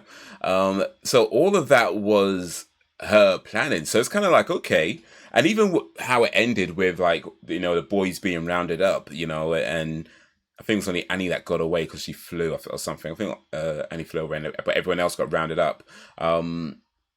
So yeah, it's kind of like, okay, so going into season 5, like, how far ahead is she in her planning? Because we assume, as any show does, as most shows do, it ends with the protagonist winning, so to speak.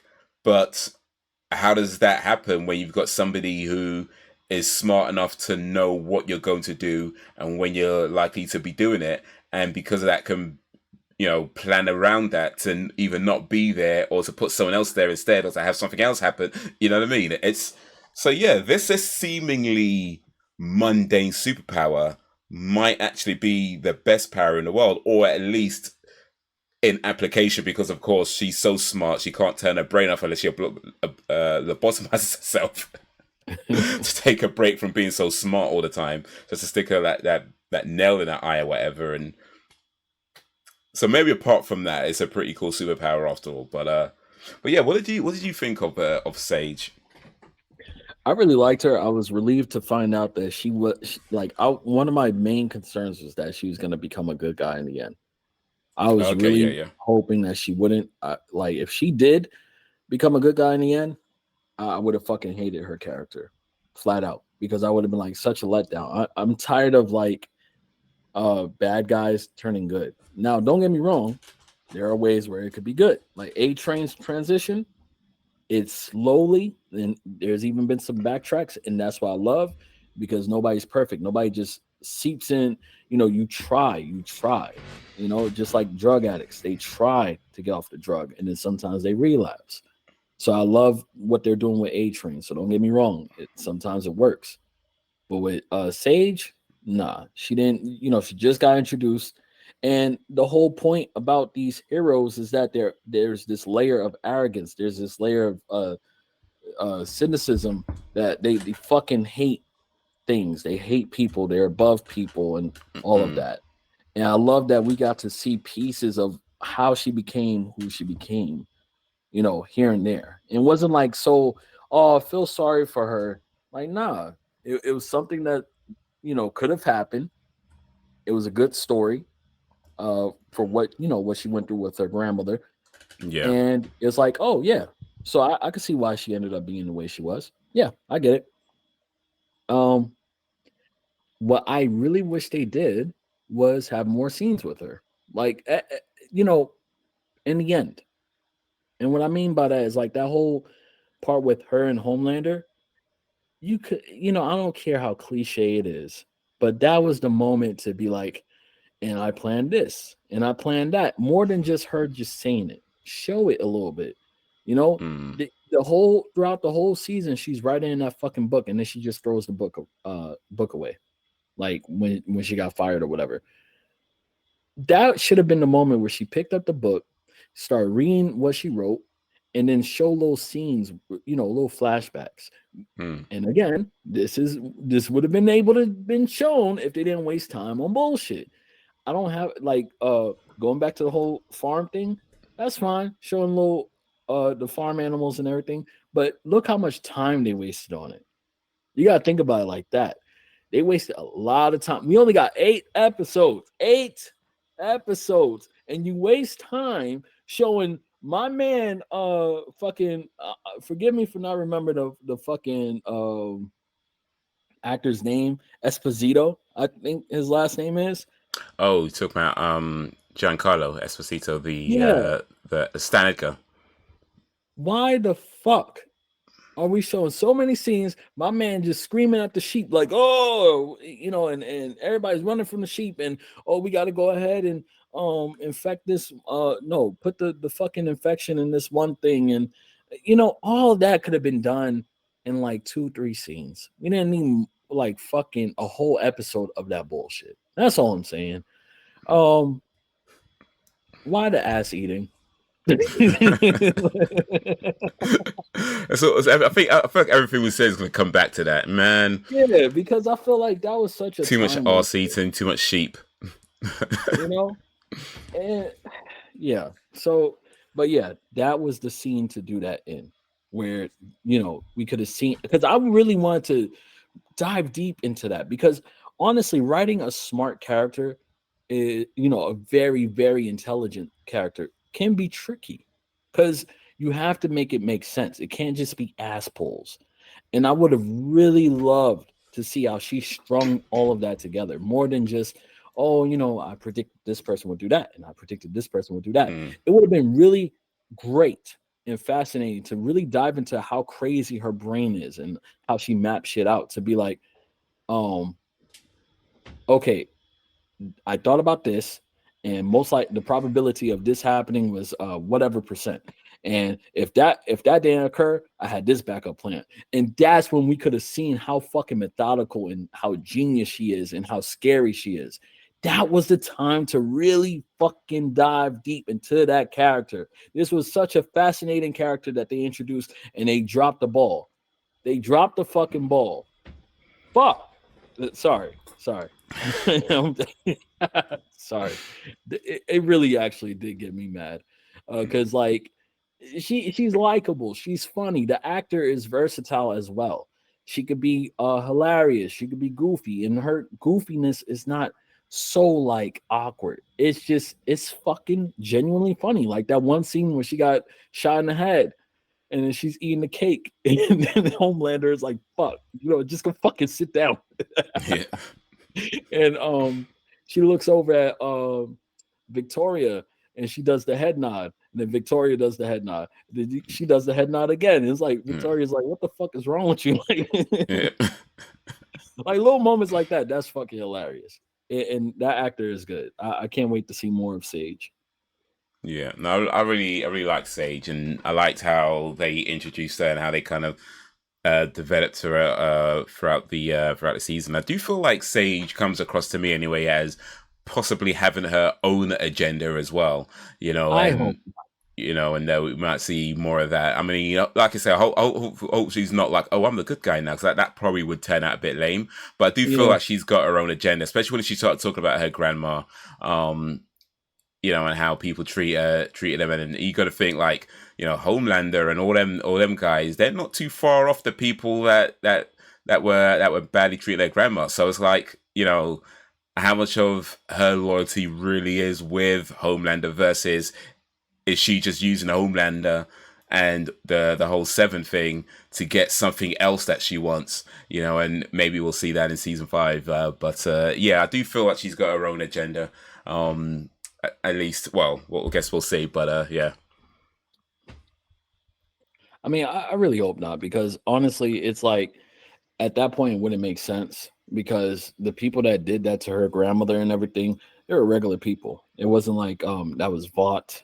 No, Even that's if not what I they're meant. Sorry, no what I meant is similar. that like because it was at least when she was telling the story. Like if she was, I don't think she said it specifically, but she was telling the story, insinuating it was a race issue, and then you got people like Firecracker, who is clearly up there with that kind of thinking, right? Mhm. So and Homelander being maybe not there, but he's very much on board with just doing whatever he needs to do to get where you know what I mean. He's in that kind of group, not maybe specifically himself, but kind of there.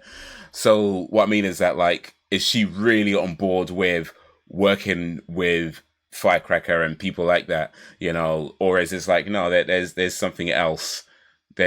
I'm using you to get to something else. That's what I'm thinking. Not so much, oh, I'm going to save the humans and I'm the good. No, I don't think that. I don't. Well, who knows what they're gonna do? But yeah, that sounds like it probably would be lame if she's like, oh, I'm on the side with the boys now, and I just wanted to, But I do think like maybe not. I don't think she's a good guy in the end, but yeah, I do feel like she has her own reasoning to be there outside of helping Homelander get what he wants. Yeah. But well, I guess we'll see. We'll see. Yeah. I mean, you know, as long as she doesn't become a fucking good guy and she doesn't betray Homelander in the end, I'm good. Like I just let her be the bad guy. Just let her be the bad guy. It's Just fine, be the bad guy. because like Sometimes you're just gonna it's be the more bad guy. interesting. It's more interesting that way. Mm. Um, let's talk a little bit about Homelander then. I guess we said a few things already, but let's talk a little bit more. So yeah, we saw him go back into his past a bit more, and we saw a little bit more of how he was treated as a child with the lab, and some of the things that were done to him. And I mean, it did feel at some point that they're trying to garner some sympathy for Homelander. He screwed up because of his childhood, which I mean, yeah, of course, that's not an unreasonable thing to have. But at the same time, it's like I feel like Homelander is one of those bad guys that also need to be the bad guy as well. Like, don't get me wrong, I think there's always an interesting thing when it comes to more complex bad guys in terms of you have a understanding or connection to them on their reasoning behind things and why they are the way they are and that kind of stuff. And there's always an interesting thing you can do with that. But Homelander, I feel like he just needs to be the bad guy. We don't need to be too sympathetic to his you know what I mean? Like, yeah, I'm not saying like having completely one sided, of course not, but it did feel at times they were trying to garnish a little bit too much sympathy for him, or I don't know. How did you feel about that? I mean, I liked it. I feel like this is the time where to really dive into his character and understand how he became who he became. I like not complex, but characters where we're not just one note, like as people, even some of the worst people, they're not just one note. Eventually they came from somewhere. Mm, It's something happened in their life that pushed them in a certain direction. And of course there's exceptions always to that rule, right? yeah. Um, I like the idea that Homelander was kind of, forced into this. And I feel like this was just a telling of him. I didn't feel sorry for him necessarily. I felt sorry for the kid version of him, sure. The kid version of him, but Homelander of who he is now, no, no, because he's an asshole. he's this terrible guy. He's this guy that will kill kids. He's this guy that will shoot somebody's balls off and shit, and all the shit that he's doing. The whole point is just to explain this is the monster they created, and he is Hmm. that monster, and he is not running away from it. He's not Yeah. trying to backpedal and say, "Oh, but you guys made me this way, and you don't understand the pain I go through." No, I like how he is. He's standing on his own 2 feet, and he's like, "Yeah, you did this fucked up thing to me, and guess what? I'm gonna do even something worse to you." And I like that. I like that stance. I like that even with Ryan, he has moments where he's trying to be this good father. You could tell that Yeah. he genuinely has some sort of love for Ryan, as from a father to a son naturally would. But he is still that asshole. He cannot stay good. There are times where he's just like, fuck it, Ryan, stop being a bitch. Read the fucking lines. I don't want to hear it. And I like that. I really like what they're doing with Homelander so far. Yeah. Honestly, at least right now while talking to you, I cannot think of anything that I'm just like, man, they should have changed that. They should have changed this. As far as like him as a character and or what kind of story they're telling. Mm. Okay, no, I think yeah, that's fair. That's fair. I mean, yeah, he ultimately doesn't really. Yeah, he's not. It's not like he's trying to change or anything. Like you say, he's kind of. Mm-hmm. You see more of his past, but ultimately, who he is now is still that Yeah, he is self-centered, that monster they made. egomaniac, psychopathic, Matter of um, fact, to even all of add on that. You to it know. really briefly, when you start, like, they tried to make you feel sorry. Well, not tried to make you feel sorry, but when Stormfront, what happens to her, right? Oh yeah, yeah, yeah.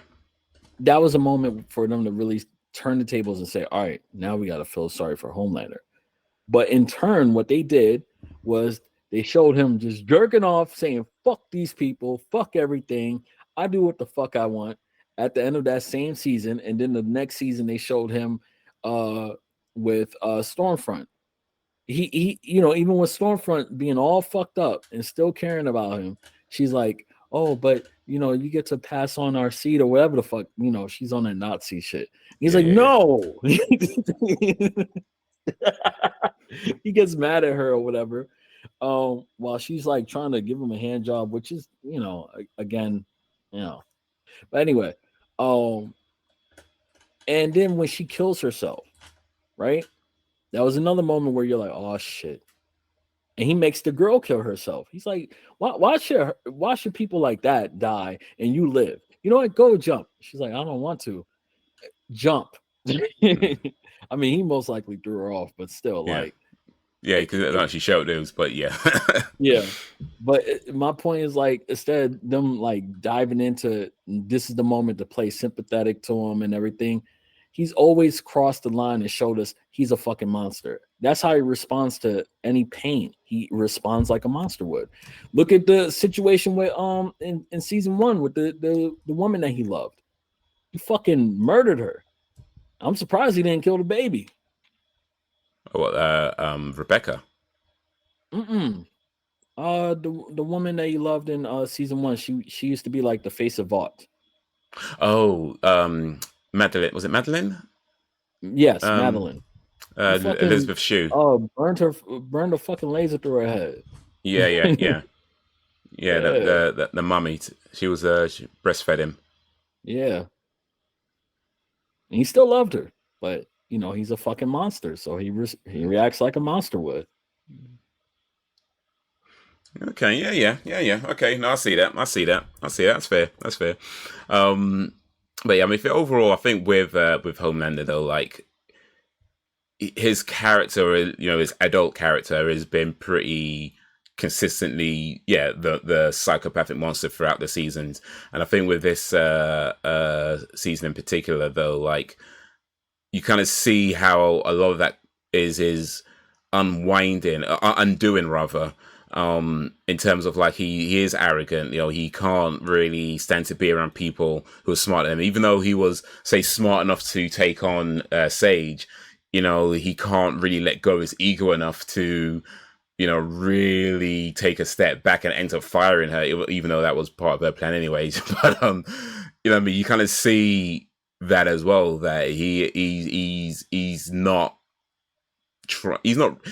It's like on some level, it looks like maybe he wants to do things different. Maybe he, but then he doesn't. Like he wants to be that guy. Like even when they were in that room with, all the sort of company bigwigs and the execs and all that kind of stuff. And when say took the bullet, so she's all like mumbly and eating the cake. And he tried to speak. He was like, "Yeah, I'll do it myself or whatever." And he tried to speak, and he just couldn't because all he knows is how to rile up people who don't know much. And one of the things I liked about that scene is then when one of the execs, one of the business persons, say, "Yeah, listen, that's save that stuff for all the mobs out there. We need some real answers of what we're gonna do and how we're gonna do this. And I thought that was a really cool line actually, just because I mean, it's. I mean, not that I know for sure because I'm not in a position to prove these things, but I imagine that's probably not too far off the real truth in terms of how these things happen. Like we had these riots recently in the UK, where you have these people that kind of rile up these mobs and online and say all these things about mixing a little bit of lies with truths and that kind of thing, and get these mobs riled up and they go rioting and this, that, and the other. But then the people behind that is like, they're nowhere to be found. They're the ones making money off their YouTube videos, and they're not at them rights with you. They're just getting you to go there so they can, monetize it. And so I kind of feel like that is a big element of truth in that statement about, save that stuff for the people out there. We want, because they're the ones pulling the strings. But he couldn't speak to them because he doesn't know how to speak to them. He thought he can do anything or whatever. I'll do it because that's his arrogance. But the truth is, he can't speak on that level, and only because was it New? I keep forgetting the name. Newman. It was Newman, isn't it? Vicky Newman. Yeah. Vicky Newman kind of stepped in and was like, and she's a bit smart. But while she was doing that, if you notice on Homelander's face, he looks a bit pissed because even though she saved his ass, it's like, he still kind of looks foolish. He knows that. He knows that, regardless of the fact that Vicky Newman got them on their side, doesn't matter. That's the bigger picture. It's like he looked foolish and he just couldn't take that. And you can see how he's pissed off. He's just trying to kind of hold it in, So I mean, Homelander's always been an interesting character in terms of how they developed him, and that's why I was kind of a bit like with that whole scene with the child. I was like, let's not have too much sympathy for him. But to be fair to your point, I guess they don't really. There are quite a few elements, especially as an adult, where we're not sympathized with him. We're not. Like, you're an arsehole. Good, stay an arsehole to the end. That's who you are now. Yeah. All right. So there's so many we can talk about, but man, this really might have to be a part 2 to this because there's so much. There's so much. And listen, here's the thing: is this podcast. I guess we don't really have time limits on how long we speak for, but at the same time, of course, I'm aware that.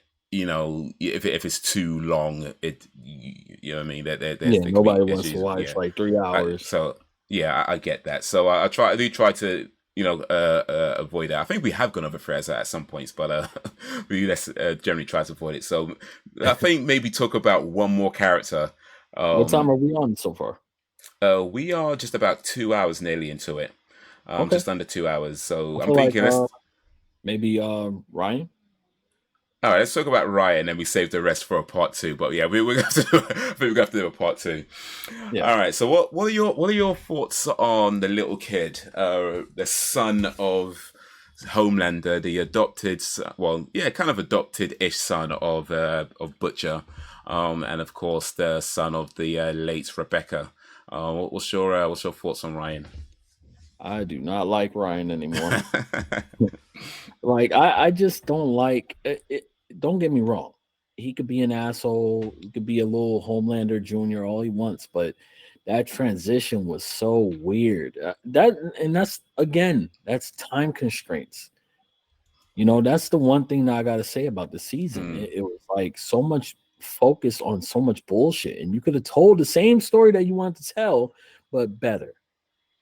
If you had just paid attention, if you stayed focused. That's my opinion on it. So talking about what he's going through, his whole heel turn, right? You know that terminology already, right? Yeah, wrestling term, but he's a bad guy now. His heel turn was so jarring. It just came out of nowhere, and even if it was by accident, what he did to Marjorie, right? He didn't give a fuck. You know, he didn't even have to push her, honestly. He could have fucking flew past her. If anything, he could have flew past her and maybe broke her arm. But for him to go ahead push her, that's actively, I'm hurting you. I'm not saying he intentionally tried to kill her, but you gotta pay attention to the action and then the reaction. If I Mm. do something and something bad happens, like say I push somebody, and then that person falls into traffic, gets hit by a fucking car, they die, and then my reaction is like, Eh. then what the fuck? Like, If he dies, he yeah, I'm a dies. fucking murderer. Yeah. Even if my intention was not to kill, I didn't give a fuck that I killed, you know? So he had a bigger reaction when he accidentally killed a stuntman. Now you got to think Yeah. about this story wise. He had a bigger reaction to killing a stuntman that he barely knew from a corrupted system that's already filled with, people being, you know, like bad guys or corrupt, whatever. Corrupt is the perfect word. Yeah. Then Marjorie, who, even though she didn't raise him for very long, he was with her for quite a while, and she was like a motherly figure to him at one. Well, not motherly, but grandmotherly figure to Yeah. him. Yeah. You Parent. know, Yeah. so there is some care, right? Even if he's a little more callous towards her, he didn't show that before. It would be different if he was a kid and showing that. But to out of nowhere, because you're angry and you're frustrated or whatever, all of a sudden Ryan gives a fuck about the gifts and all that, but yet there's so much shit that was unopened and untouched, and the one thing he went to was the whole thing with his mom and Butcher, that picture. He valued that over everything else. You get what I mean? Yeah.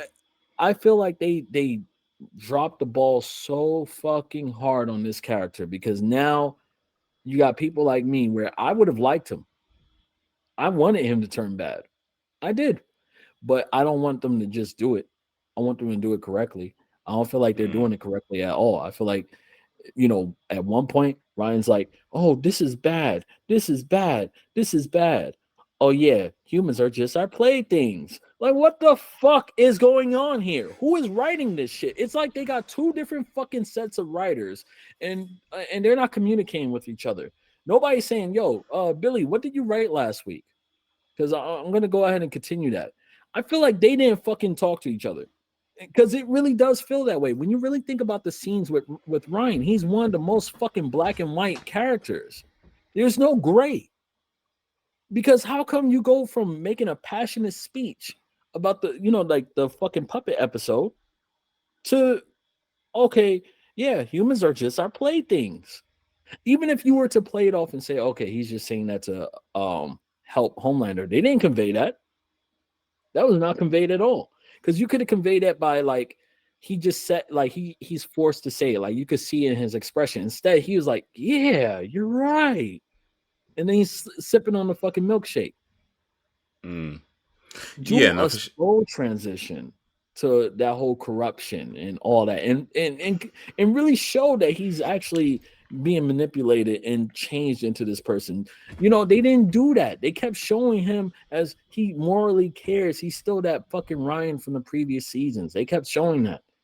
Even when he fucked up, this would have been the opportunity to do it. When he accidentally killed the stunt guy, if he reacted like, oh shit, and then kind of laughed it off, like like nervous, like he just did oopsie and all that, that would have been the first sign of like, oh shit, we're fucked.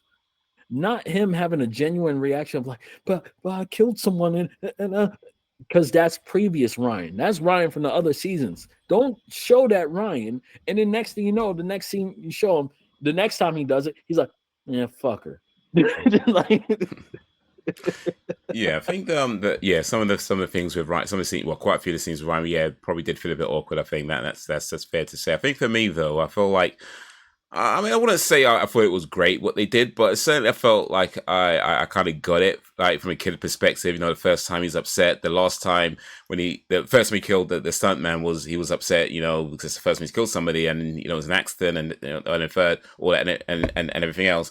But with Marjorie, it was more like it was angry at that point. She just told him how Homelander raped his mother and all these other things that he was doing. So he was angry when he pushed her, and that's perhaps where the kind of walking past the don't care thing. Not so much that he doesn't care, but it's just in that moment he was so filled with anger that he wasn't maybe perhaps not really fully comprehending that he just pushed this woman to her death and kind of walking past that out with that anger. That's at least that's what I took from it anyway. Not so much that I don't care or screw her, whatever. It's more like he's just really angry at that point. But also then I tell you, I guess a bit I struggle with is like when Marjorie is telling him about all these stuff, it's like, why is that so hard for you to believe? Like you've seen Homelander do some bad stuff. Like, you've seen him practically ignore the fact that he was upset about killing the stuntman. Like, oh, is that what you're so upset about? Like, like, you know what I mean? So you've seen him, even with the lion and everything, like, so you've seen all that. And so yeah, I get that. Okay, he still kind of cares for Homelander, and Homelander ultimately is his dad, and that whole thing. I get that, but at the same time, is like what Marjorie's telling you shouldn't be that hard to believe, and certainly not so hard to believe that you got that angry that you'd push her. So that's the bit that I kind of struggle with. Like, no, I get that he was angry and they pushed her, but it's more that the anger you had at that point felt unjustified based on what she was telling you, a little bit pissed off, maybe a little bit, disappointed, a little bit, oh, it can't be true, or I don't want it to be true. A little bit of that I get, that makes sense. But the anger, the amount of anger that he felt was like, that feels a bit too much for this scene, Mm-hmm. But yeah, Ryan, I mean, he wasn't a bad character. He definitely had some cool moments, like when he made that, was it, I can't remember the guy's name, the writer, the film guy, when he made him like kneel down and that girl slap him. He was like slapping. She didn't even hesitate. She was like, push. She didn't even hesitate. It was like, now slap him, push, straight away. Yeah. I like that bit a lot, actually. I like that. That was just as that guy was a creep. But yeah, like you said, I think they did go kind of back and forth a bit with him, in terms of like, is he gonna be a bad guy now? Is he still Ryan of old? Is he, it did kind of go, it did feel a bit back and forth, and not always sure about where he is. And yeah, that's maybe one of the gripes with it. But I mean, overall, I don't think it was too bad what they did with the character. And I definitely would still be interested to see where he goes next in season 5 in terms of like, he's not siding with Butcher, with Butcher, and he doesn't seem to want to side with Homelander. So yeah, it'd be interesting to see how he goes, and of course with Butcher and how he ended. I think we're going to have to talk about on the next episode with the way it ended with Butcher and Joe. Oof, is Ryan about to be a casualty of that? So that's be interesting to see how that turns out. But yeah, I think I mean, yeah, definitely still a lot of characters we need to talk about, Billy Butcher and Joe being amongst them. But yeah, I think we need to save that for another episode because there's a lot. I think if we just those two guys alone, we could probably fill a whole podcast on those two guys. We might even have to do a part 3, But yeah, let's save that and the others for another episode. But who do we talk about today? So we just talked about Ryan. We talked about Sister Sage. We talked about Homelander. We talked about Annie. And a little bit about Huey. We talked quite a bit about Huey, actually. So we still got A-Train's a big one to talk about. Butcher, Joe, MM, I think he's an interesting one to talk about as well. Kamiko, Frenchie. Who's Joe? Joe, the imaginary friend. Oh, yeah. Was his name Joe? Or did I to make that up? I thought his name... I don't remember. He had an imaginary. Remember, Billy was talking to. Remember, Billy was talking to Rebecca. Yeah. No, I know who you're talking about. And then Jeffrey Dean Morgan, Negan from The Walking Dead. Yeah, I don't know. I thought his name was Joe. Maybe I made it up in my head, but I thought his name was Joe. I'm gonna have to double check that because I'm looking in my notes. I don't think I actually wrote his name down in my notes. It probably is. But yeah. if it's not, if I think his name is Joe, but if it's not Joe, then hopefully by the next episode I'll figure out his name, because I'm realizing now I didn't even write his name down in my notes. But Yeah. anyway, but yeah, those two, boy, we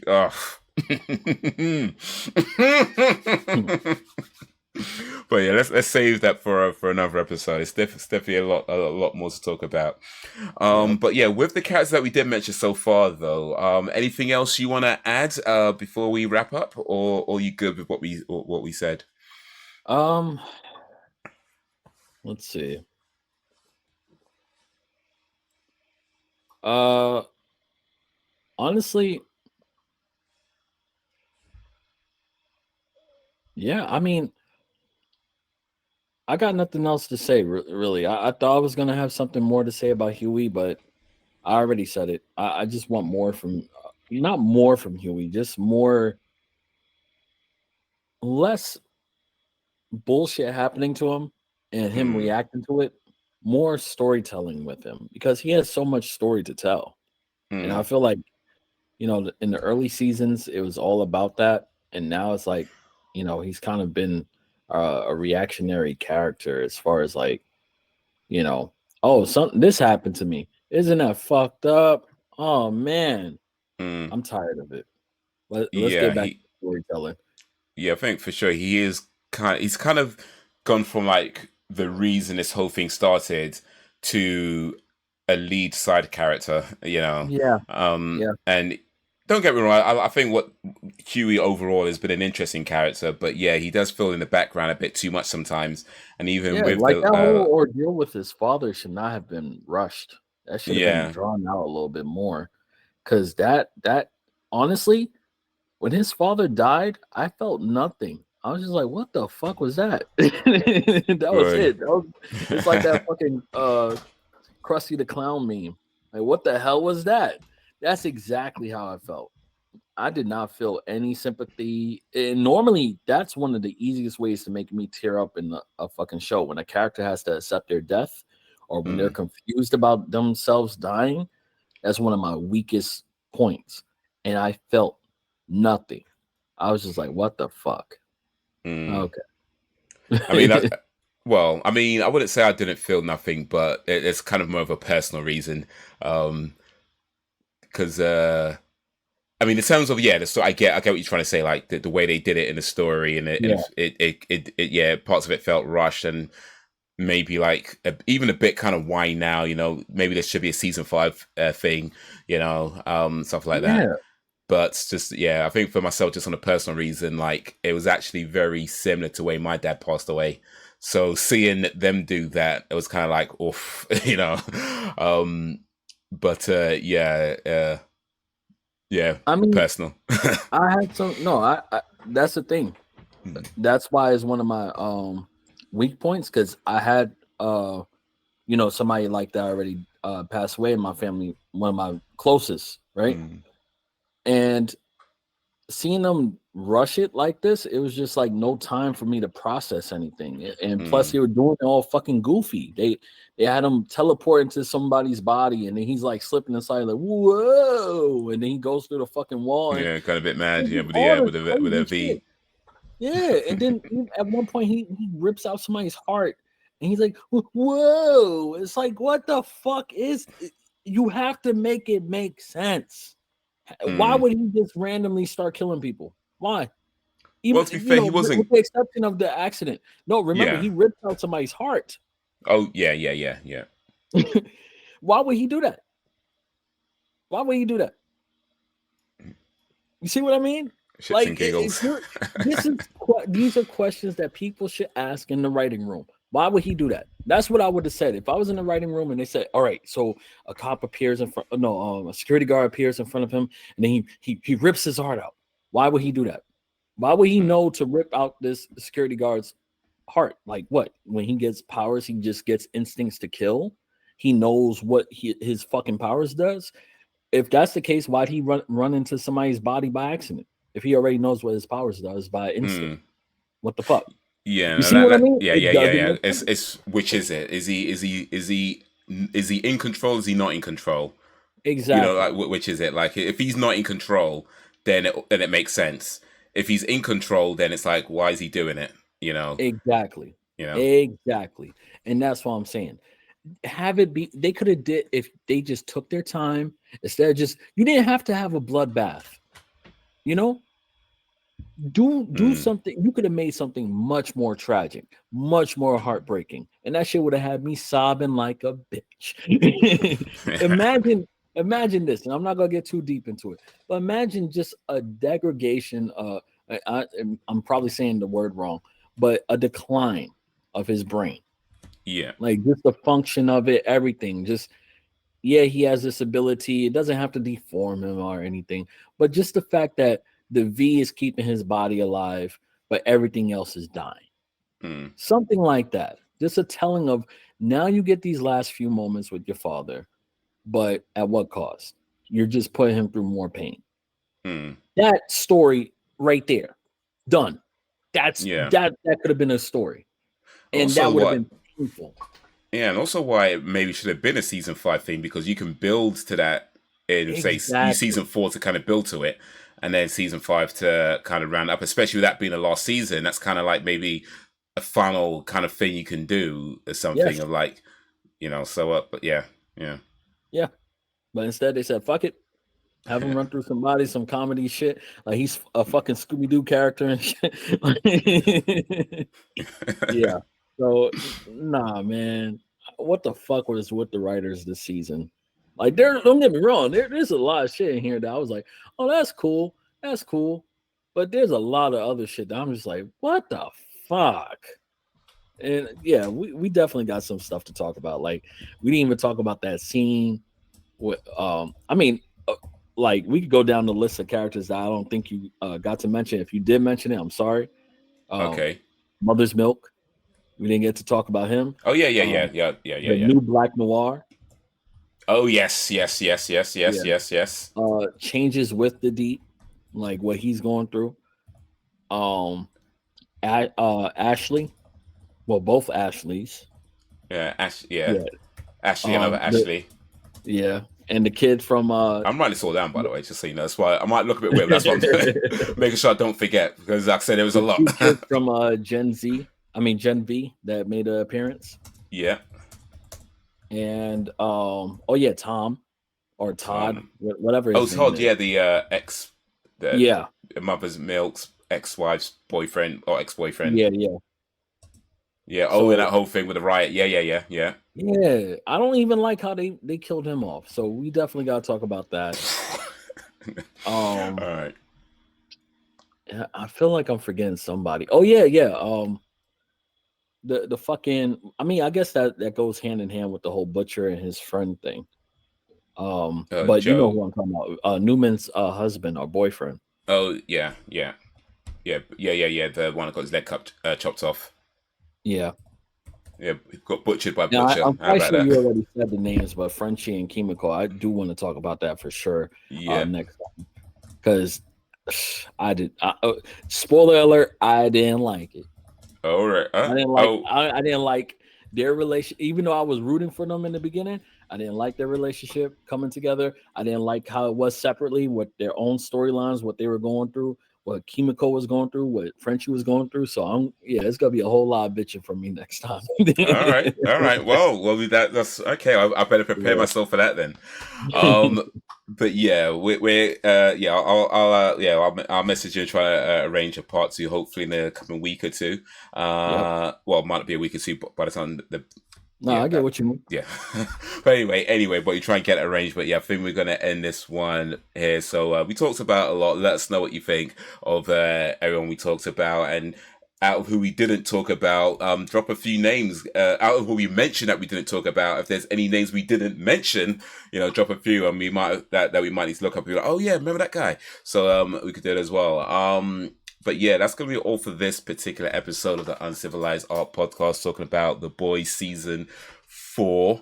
I feel like we talked, we did actually talk more about The Boys Season 4 than we did about Boys Seasons 1 to 3. There's a lot going on. There's a lot to say. But anyway, we're going to wrap it up there. So guys, thank you for watching and or listening. And until whenever, if ever, peace.